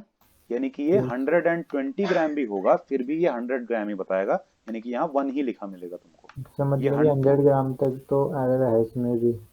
हाँ, उसके बाद एरर आ जाती है। ठीक है? ये माइक किसका ऑन हुआ था? सर देखो। हाँ, बढ़िया। मौका चाहिए होता है हमको बस। यस सर, बढ़िया। चलो, समझ में आई बात कि इसमें अगर उसके नेक्स्ट डिजिट नहीं दी है, मतलब कि क्या कह रहे हो संजीव? Then good. हाँ, बस वही, इतना वो नहीं होता यार, थोड़ा सा मौका मिलता है कि हो सकता है किसी के माइक में प्रॉब्लम हो, शुरू में वो सब हो, वो समझ में आ जाता है थोड़ी देर में कि हाँ माइक में प्रॉब्लम थी या दिमाग में प्रॉब्लम थी। ठीक है, चलो, क्लियर है सबको? ये एरर्स, इंस्ट्रूमेंटल एरर्स, दिमाग में बहुत गड़बड़ी होती है, क्या किया जाए। सर, कैलिब्रेशन होता है ना, कैलिब्रेशन का मतलब? कैलिब्रेशन का मतलब किसको किसको नहीं पता? सर मुझे नहीं पता। तुम्हें नहीं पता तो शायद और बताओ। अनीता, तुम्हें पता है?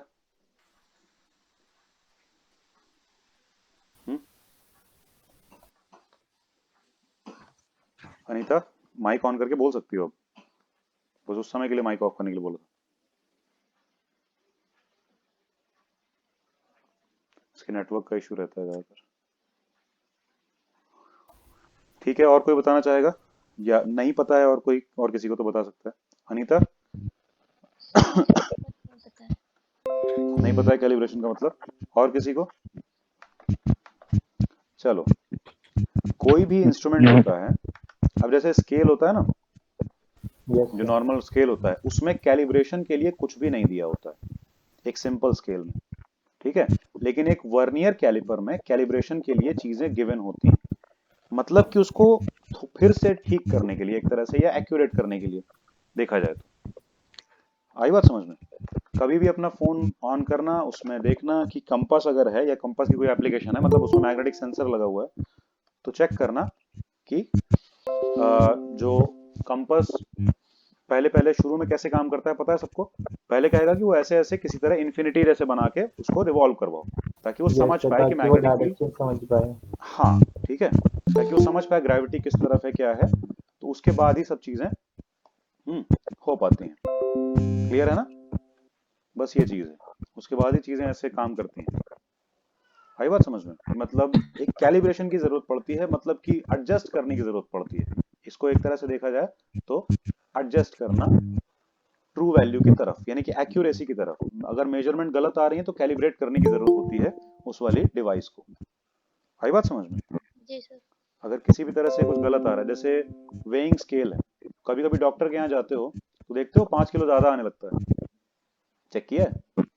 या 5 किलो कम आने लगता है।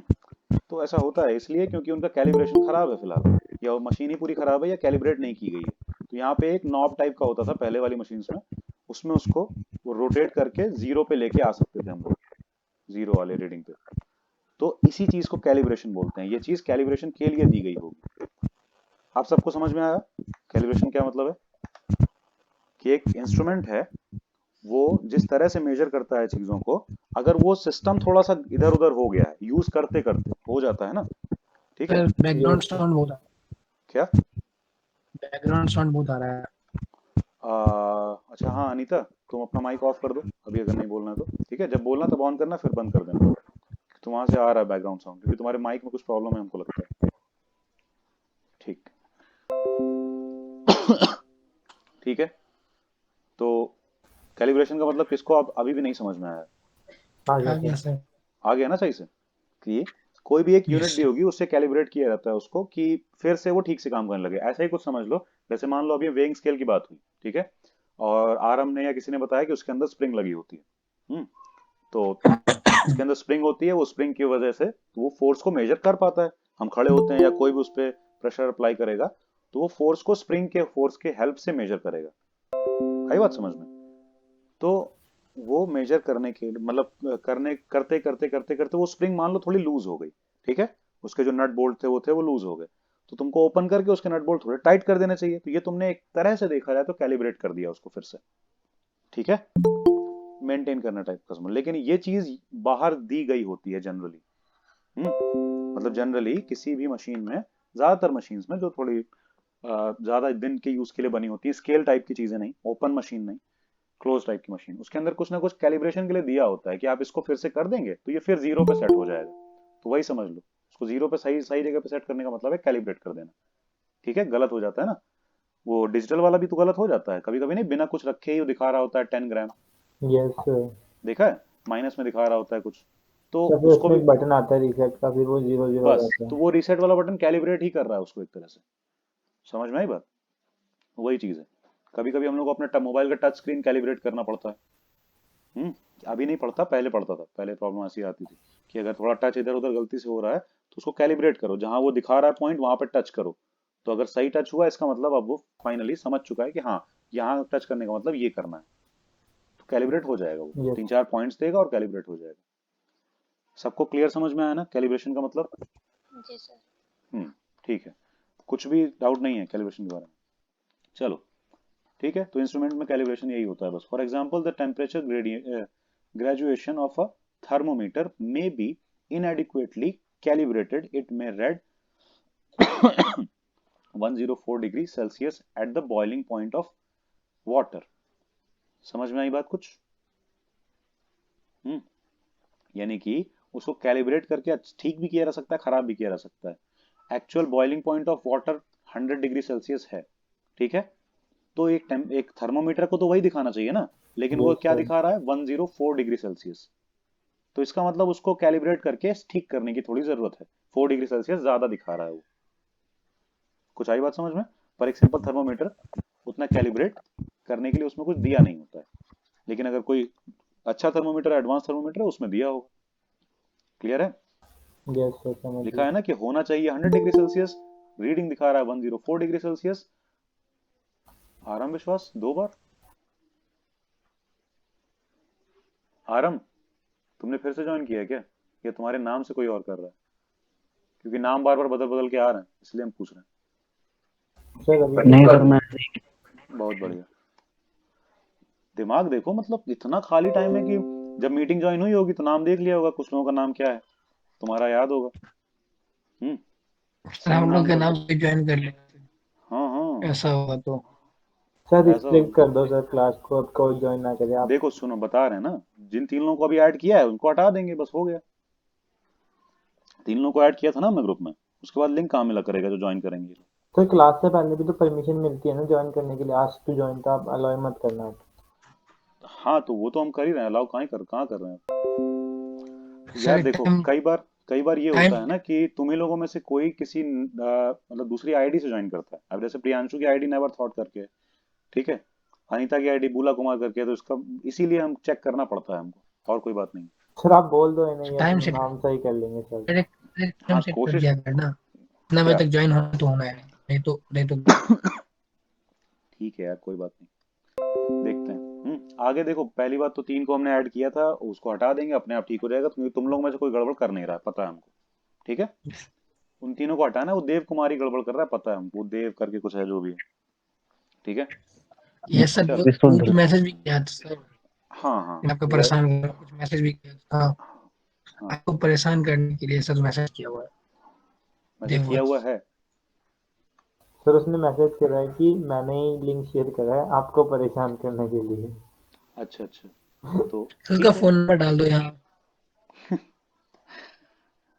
ठीक है, देखते हैं यार, हटाओ इसको, अपने काम पे ध्यान देते हैं। सर कंटिन्यू करो आप। हाँ चलो, देखो फाइन, उसके चक्कर में हम ए बी से सी तक नहीं पहुंच रहे हैं। यस सर, देखो इधर, आज बहुत पीछे हो गया। हाँ देखो देखो, ये ना वर्नियर कैलिपर जो शुरू में स्पीड मेंटेन करके चले थे, जो चीजें जल्दी बताने वाली जल्दी बता दी थी, उसकी उसको थोड़ा खराब कर दिया। कोई बात नहीं, चलेगा, वैसे भी हम लोग ठीक ही चल रहे हैं। तो in a vernier caliper the zero mark for of vernier scale may not coincide with the zero mark of the main scale.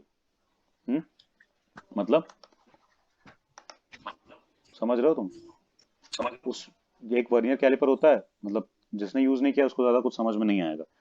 Generally वो जीरो मार्क पे होना चाहिए ना, ऐसे करके। तुम लोग वेइंग मशीन के हिसाब से समझ लो, वेइंग मशीन में तो पता है कि सर वो कैसे बनने एक का नीडल होता है, जीरो होता है, ठीक है। तो अगर वो जीरो से ऑफ है, इसका मतलब वो गलत रीडिंग बताएगा। अगर वो पहले से ही मान लो 2 kg दिखा रहा है, तो फिर तुम अगर वे करोगे तो 2 kg एक्स्ट्रा ही तो दिखाएगा तुम्हारा। आई बात समझ में? ये तो उसको पहले जीरो पे लेके आओ, उसके बाद फिर आगे का मेजरमेंट करना, ठीक है। तो वही है कैलिब्रेशन करना, और ये सब चीजें इसमें उसी के बारे में बताया गया। अब देखो, इम्परफेक्शन इन एक्सपेरिमेंटल टेक्निक और प्रोसीजर। एक तो सिस्टमैटिक एरर में हो गया, इंस्ट्रूमेंट में ही गड़बड़ी थी, डिजाइन में अंदर कोई प्रॉब्लम थी, या फिर उसमें यूज करते करते कोई प्रॉब्लम आ गई है, ठीक, ये हो सकता है, ये हुआ इंस्ट्रूमेंटल एरर। दूसरा हुआ इम्परफेक्शन इन एक्सपेरिमेंटल टेक्निक और प्रोसीजर, यानी कि तुम एक्सपेरिमेंट कैसे परफॉर्म कर रहे हो, मान लो तुम्हें पहले से नहीं आता है, लैब असिस्टेंट है क्लास में, उन्होंने तुम्हें समझाया है, मतलब कोई सर है उन्होंने तुम्हें समझाया है, ठीक है, लेकिन तुम प्रोसीजर ठीक से समझ नहीं पाए, तुम कुछ गलत कर रहे हो, ठीक है। प्रोसीजर ठीक से ना समझने की वजह से तुम कुछ गलत कर रहे हो। Yes sir. आई बात समझ में? इम्परफेक्शन इन एक्सपेरिमेंटल टेक्निक और प्रोसीजर, उन्होंने कहा था ऐसे करना, तुम वैसे नहीं करके कुछ और तरीके से कर रहे हो, तब कुछ और गड़बड़ हो सकती है और एरर आ सकती है। तो टू डिटरमाइन द टेम्परेचर, यहाँ पे एक एग्जांपल दिया है of a human body, a thermometer placed under the armpit will always give a temperature lower than the actual value of the body temperature. दिखा एक चीज, यस सर। दो दो जगह रखा जाता है थर्मोमीटर, या तो माउथ में या फिर आर्मपिट के अंदर, यानी कि कांख में, ठीक है, हाथ के नीचे। यस तो हाथ के नीचे जो रखा जाता है, आर्मपिट में जो रखा जाता है, उसमें क्लियर बताया जा रहा है कि वो थोड़ा लोअर टेम्परेचर देगा, एक्चुअल टेम्परेचर से कम देगा। बुखार मान लो है, फीवर है 100 degree Celsius, sorry 100 degree Fahrenheit, तो वो दिखा देगा may be 98 degree Fahrenheit. Mouth में थोड़ा ज्यादा ठीक से देता है, इसीलिए डॉक्टर ज्यादातर माउथ में वो करते हैं, डिपेंडिंग की क्या चीजें, ठीक है, lower than the actual value of the body temperature. Other external conditions such as changes in temperature, humidity, wind, velocity during the experiment में सिस्टमैटिकली अफेक्ट द मेजरमेंट। लेकिन तुम समझ रहे हो, ये सब हमें दिखेगा कम से कम, इसीलिए फिर भी सिस्टमैटिक एरर के अंडर है। रैंडम एरर में ये नहीं आया।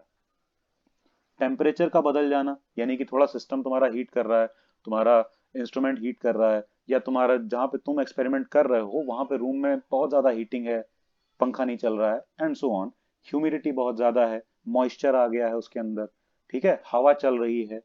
कोई एक्सपेरिमेंट ऐसा है जिसमें बड़ा आराम से चीजें होनी तय है, मतलब देखनी पड़ेंगी तुमको, लेकिन उसमें हवा चलने की वजह से चीजें हिल डुल जा रही हैं, तो सही से नहीं दिख रही हैं। जैसे एक पेंडुलम वाला एक्सपेरिमेंट है, खूब तेज हवा में बाहर जाके करोगे तो सही से दिखेगा क्या होता हुआ? हवा की वजह से वो उसका मोशन डिस्टर्ब हो जाएगा। आई बात समझ में? Yes sir. तो मेरे नाम से भी आ गया यार कोई। मेरे नाम से भी आ रहा है, सही है, समझ रहे हो ना? ठीक है।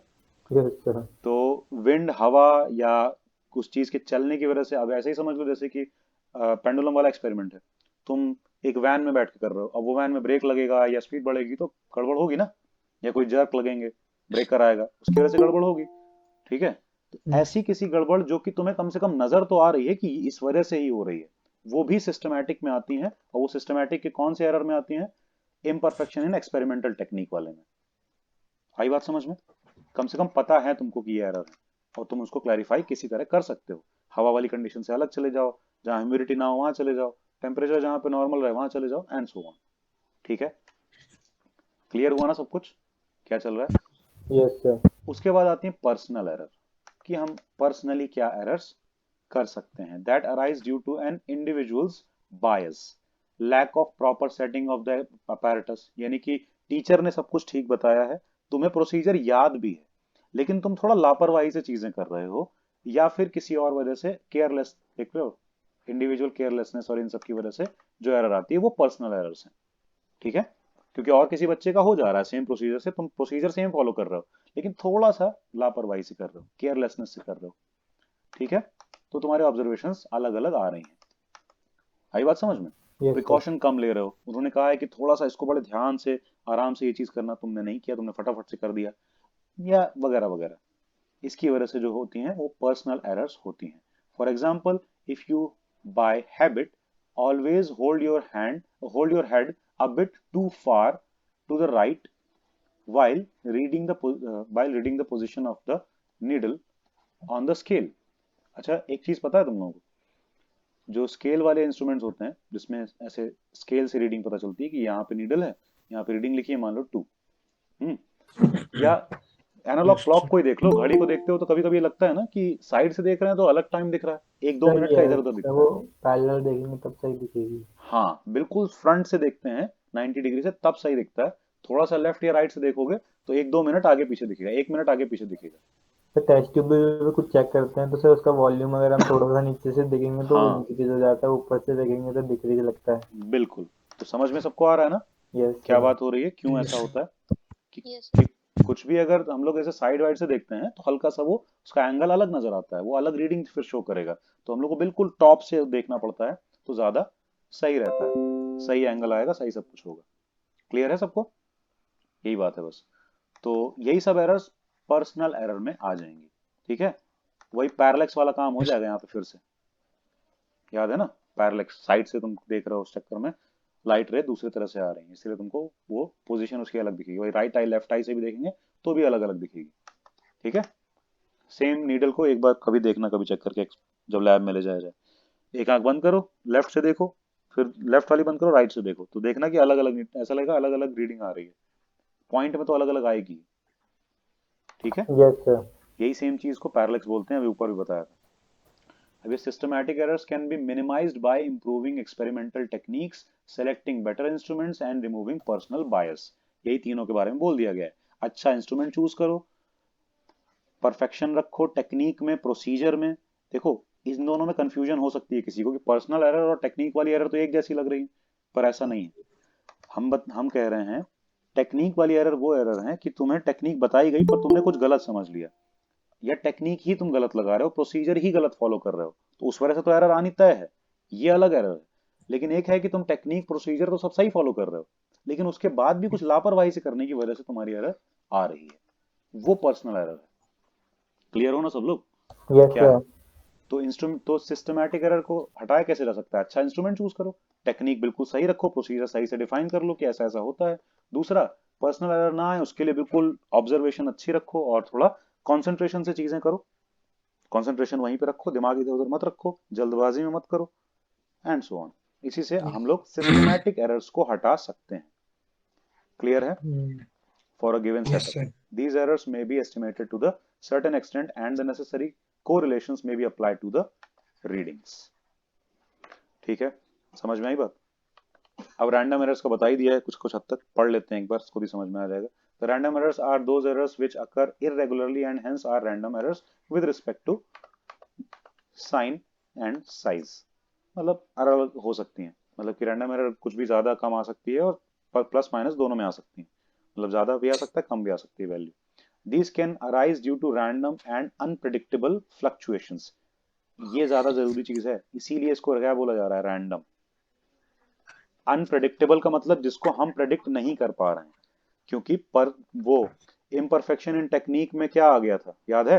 टेम्परेचर, ह्यूमिडिटी, विंड, वेलोसिटी, ये सब आ गया था कि हवा चलने की वजह से खराब हो गया एक्सपेरिमेंट, टेम्परेचर कम ज्यादा की वजह से खराब हो गया, वो तो कम से कम पता है ना हम लोगों को कि ये सब रीजन है, इस वजह से एक्सपेरिमेंट खराब हो गया हमारा।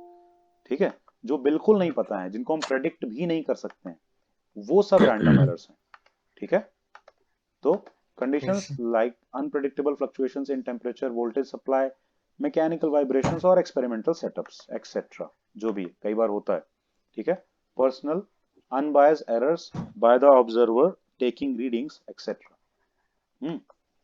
मतलब कि वो अनबायस्ड है, बायस नहीं है, वो ठीक से ही कर रहा है चीजों को, लेकिन उसको भी समझ में नहीं आ रहा है, वो भी प्रिसाइज भी कर रहा है, कंसंट्रेशन भी फुल दे रहा है, फिर भी वो एरर्स आ रही हैं, तो सब के सब किस में आ गई, ये वाली एरर्स में। क्लियर है? रैंडम एरर्स में। For example when the same person repeats the same observation it is very likely that he may get different readings every time. May likely नहीं, गारंटी ऐसा ही होता है, हर बार अलग रीडिंग मिलती है, हर बार अलग ही रीडिंग मिलती है, सेम रीडिंग मिलती ही नहीं। तुम 5 बार एक एक्सपेरिमेंट परफॉर्म करो, हर बार तुम्हें अलग रीडिंग मिलेगी। हाँ ये है कि अगर तुम सही से कर रहे हो तो थोड़ी थोड़ी अलग मिलेगी, बहुत एरर नहीं आएगी। ठीक है, क्लियर हो गया सब कुछ क्या है? अब बताओ लीस्ट काउंट क्या होता है, किसको पता है पहले से? लीस्ट काउंट एरर क्या होती है? और ये सुना कहाँ है, मतलब इंस्ट्रूमेंट में साथ में बोला जाता है कि इस इंस्ट्रूमेंट का लीस्ट काउंट ये है, इस इंस्ट्रूमेंट का लीस्ट काउंट ये है। हर इंस्ट्रूमेंट के बारे में दिया होता है। तुम वर्नियर कैलिपर खरीदोगे, उसके डब्बे पे लिखा होगा इसका लीस्ट काउंट ये है। ठीक है, कोई भी डिवाइस मेजर करने वाली खरीदोगे। तो जो मिनिमम वैल्यू वो क्या कहते हैं कैलकुलेट कर सकता है उसको कहते हैं। सर कोई भी मशीन का स्मॉलेस्ट वैल्यू, मतलब हाँ कोई इंस्ट्रूमेंट का स्मॉलेस्ट वैल्यू। हाँ, जितना वो प्रिसाइजली कैलकुलेट कर सकता है, तो सॉरी प्रिसाइजली मेजर कर सकता है। Yes sir. जैसे कि स्केल की नॉर्मल स्केल का कितना होता है? Sir 1 mm। अनीता तुम्हें समझ में आ रहा है क्या बात हो रही है? एक जो सिंपल स्केल होता है जो तुम्हारे पास होगा, उसमें देखो कम से कम कितना लेंथ मेजर कर सकते हैं? Sir 1 millimetre. तुमने सही बताया, लेकिन एक बार, अच्छा अनीता हो ना, जी सर। तुमने स्केल देखा है, यूज किया है ना, तो स्केल में सबसे कम कितनी लेंथ मेजर कर सकते हैं? कम से कम कम से कम एक वो जो 1 सेंटीमीटर होता है उसके भी 10 पार्ट होते हैं ना, जी। तो उसमें से एक पार्ट कितना होता है? 1 मिलीमीटर। यस उतना ही तो मेजर कर सकते हैं, उससे छोटा अगर कुछ होगा तो मेजर कर पाओगी? नहीं। कम से कम इसके एक छोटे पार्ट के बराबर तो कुछ हो, तब तो मेजर करेंगे ना। जी। इससे छोटा होगा तो इस स्केल से तो मेजर नहीं होने वाला है। ठीक है, किससे मेजर होगा फिर? इससे कुछ अच्छा कुछ चाहिए, जैसे कि वर्नियर कैलिपर। वर्नियर कैलिपर जो है वो 0.1 मिलीमीटर तक मेजर कर सकता है। आई बात समझ में? इससे भी और छोटी वैल्यू को मेजर कर सकता है। लीस्ट काउंट किसी भी स्केल, किसी भी डिवाइस का, इंस्ट्रूमेंट का स्मॉलेस्ट मेजर्ड वैल्यू होती है, मतलब स्मॉलेस्ट मेजरिंग वैल्यू होती है। जितना छोटे से छोटा उस डिवाइस से तुम मेजर कर सकती हो। क्लियर है? तो सिंपल स्केल का कितना हो गया लीस्ट काउंट? 1 मिलीमीटर, या सेंटीमीटर में बताना हो तो 0.1 सेंटीमीटर। सही है ना? 10 से डिवाइड कर दिया, 1 सेंटीमीटर को 10 पार्ट में डिवाइड था इसलिए 10 से डिवाइड कर दिया। क्लियर हो अनीता? कुछ डाउट तो नहीं है? No sir. ठीक है, तो सबको समझ में आ रहा है लीस्ट काउंट एरर क्या हो गई?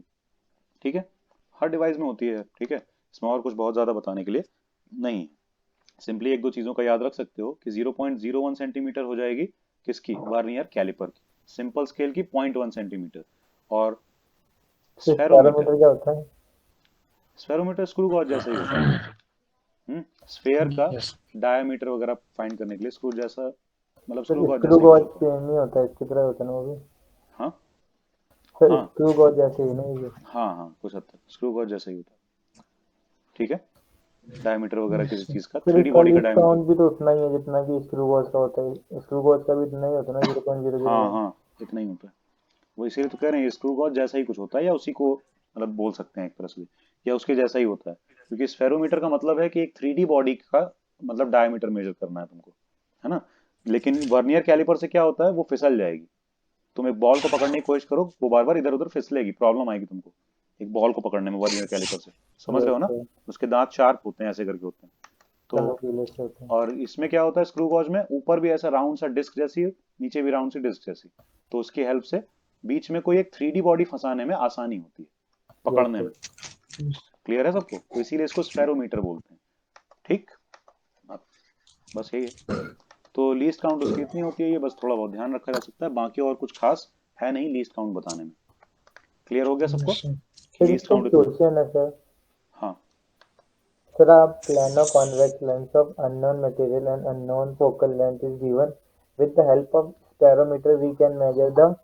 सर उसमें ऑप्शंस दे रखे हैं, reflective index of material, focal length of material, radius of curvature of the curve surface और अपर्चर ऑफ द लेंस। तो सर इसमें फोकल लेंथ आएगा या रेडियस? अभी तुम ये क्वेश्चन मत पूछो इसलिए, क्योंकि इसमें और भी चीजें इन्वॉल्व हैं। सर लेंस को पढ़ने के बाद बताऊंगा ये वाला? हाँ, या फिर एक बार तुम्हें मैं व्हाट्सएप पे इसका फोटो भेज देना, अगर इसी में बताने वाला होगा तो इसमें बता देंगे, लेकिन तुम जैसे कह रहे हो ना उसका कर्वेचर और उन सब से रिलेटेड है, तो चांसेस हैं कि वो लाइंस को पढ़ने के बाद ही तुम्हें समझ में आएगा। सर वो अभी इसमें हम भी पूछ रखा तो मुझे लगा डायरेक्ट इसकी नहीं, एक बात बताएं, सुनो, हम इसको क्यों इतना आराम से और डिटेल में पढ़ा रहे हैं, जितना फालतू समझा जाता है ना इस चैप्टर को उतना ही ज्यादा इंपॉर्टेंट होता है सर कंपटीशन बड़े पर्पस में। अजीब अजीब से क्वेश्चन पूछे गए हैं हाँ चैप्टर में से। सुनो सुनो, बता रहे हैं, ये चैप्टर पूरी 11th और 12th की फिजिक्स का निचोड़ जैसा है। इसमें तुम्हारा वो वाली चीजें भी आ जाएंगी जो सेकंड बुक में दे रखी हैं, यस जो सर। 12th में आई हैं वो वाली चीजों के क्वेश्चंस भी सर इसमें होंगे। डायमेंशंस में आते हैं। हाँ सब में होंगे, इसमें डायमेंशन सब में, मतलब इसमें उसके क्वेश्चंस होंगे, क्योंकि सब जगह वहीं तो यूज होगा ना। प्रैक्टिकल यूज जब ये लोग करेंगे तो सिंपल सिंपल तुम लोग को बच्चों वाले सारी चीजें थोड़ी ना दे देंगे, एक्चुअल एक्चुअल वैल्यूज परफॉर्म करेंगे ना।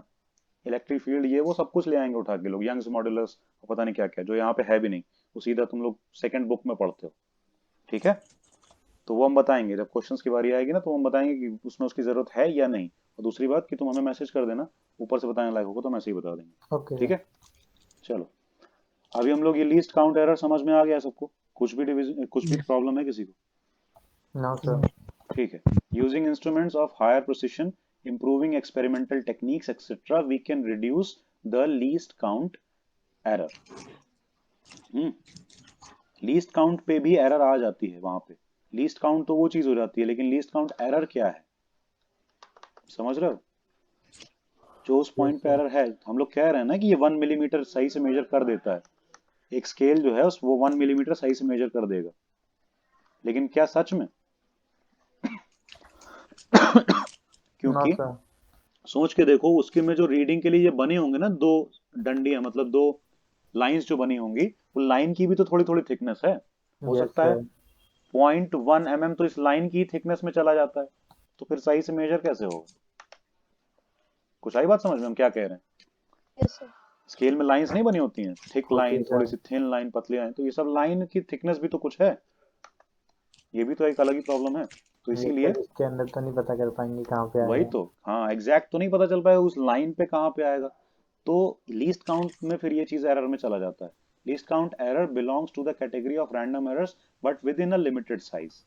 ठीक है, it occurs with both systematic and random errors. If we use a meter scale for measurement of length, it may have graduations of 1 mm division scale, spacing or interval। वही बात कि 1 mm उसमें दिया तो है, लेकिन तुम उतना नहीं, उससे एक पीछे लेके चलो कि हम 1 mm से ज्यादा वाली चीजें मेजर करेंगे तो ज्यादा एक्यूरेट आएगा। यस कुछ आई बात समझ में? बिल्कुल सबसे लीस्ट वाली चीज मेजर करेंगे तो एक्यूरेसी कम जरूर हो जाएगी, एरर ज्यादा आएगी, इसी को लीस्ट काउंट एरर बोलते हैं। ठीक है, मेजर कर तो सकते हैं, दिया हुआ है। अब जैसे एक बात बताओ, ऐसा ही कुछ समझ लो, एक बाइक है, कितने लोगों को पता है कि उसकी टॉप स्पीड मतलब जो दी होती है उस पर तुम सच में चला नहीं सकते हो? सर। यस नहीं चलती। जिसमें वो उसकी रीडिंग में उसके जो वो पूरा नीडल दिया होता है, लिखा होगा 140 किलोमीटर पर सर आवर, नहीं जाती सर। स्प्लेंडर में भी 100 लिखा होगा, 120 लेकिन जाती 140 है। किलोमीटर में नहीं जाएगी वो। ठीक तो है, वो बिना ऑब्स्टेकल का मेजर किया जाता है ना? हाँ नहीं, बिना ऑब्स्टैकल के भी 140 किलोमीटर पर आवर पे नहीं जाएगी वो। सर सीरियसली खुला बताओ, हाईवे भी दे देंगे तब भी नहीं जाएगी इतनी। नहीं हाईवे छोड़ दो, बिना ऑब्स्टैकल के उसको खड़ा करके बिना किसी को बैठाए, वो जो व्हील घुमाने का जो सिस्टम होता है नीचे लगा होता है सर उसमें भी नहीं फ्लोर, जाएगी। हाँ सर, हाँ उसमें माइलेज वन, चेक करते हैं, माइलेज। हाँ वो सब थोड़ा बहुत गड़बड़ करके ही आता है, समझ रहे हो? तो वो जितना दिया है एंड उस पे तुम जा नहीं सकते हो, मीनिंग ये है। तो 1 mm अगर मिनिमम है स्केल में या किसी चीज में, तो 1 mm मेजर करना बेवकूफी है उससे। 1 mm तुम दूसरी चीज से मेजर करो जिसका जो प्रेसिशन है या जिसका जो लीस्ट काउंट है वो वो उससे कम हो। 0.1 mm, हाँ वो जो 0.1 mm मेजर हो, इससे तुम 1 mm मेजर करोगे तो ज्यादा सही से मेजर होगा। अब बात समझ में आई क्या बात हो रही? Yes sir. कि लीस्ट काउंट पे जाके मेजर करने में तुमको एरर ज्यादा मिलेगी, वही लीस्ट काउंट एरर है। क्लियर? सब कुछ क्लियर है सबको? अब एरर्स में एब्सोल्यूट, रिलेटिव और परसेंटेज एरर्स आती हैं, आगे हम लोग समझेंगे नेक्स्ट टर्म पे। ठीक है, इस वाले चैप्टर में टाइम, क्या कह रहे हो? कुछ हाँ कह सर रहे हो टाइम तुम? भी हो गया अब बस। हाँ वही तो, इस episode इसीलिए खत्म कर रहे हैं।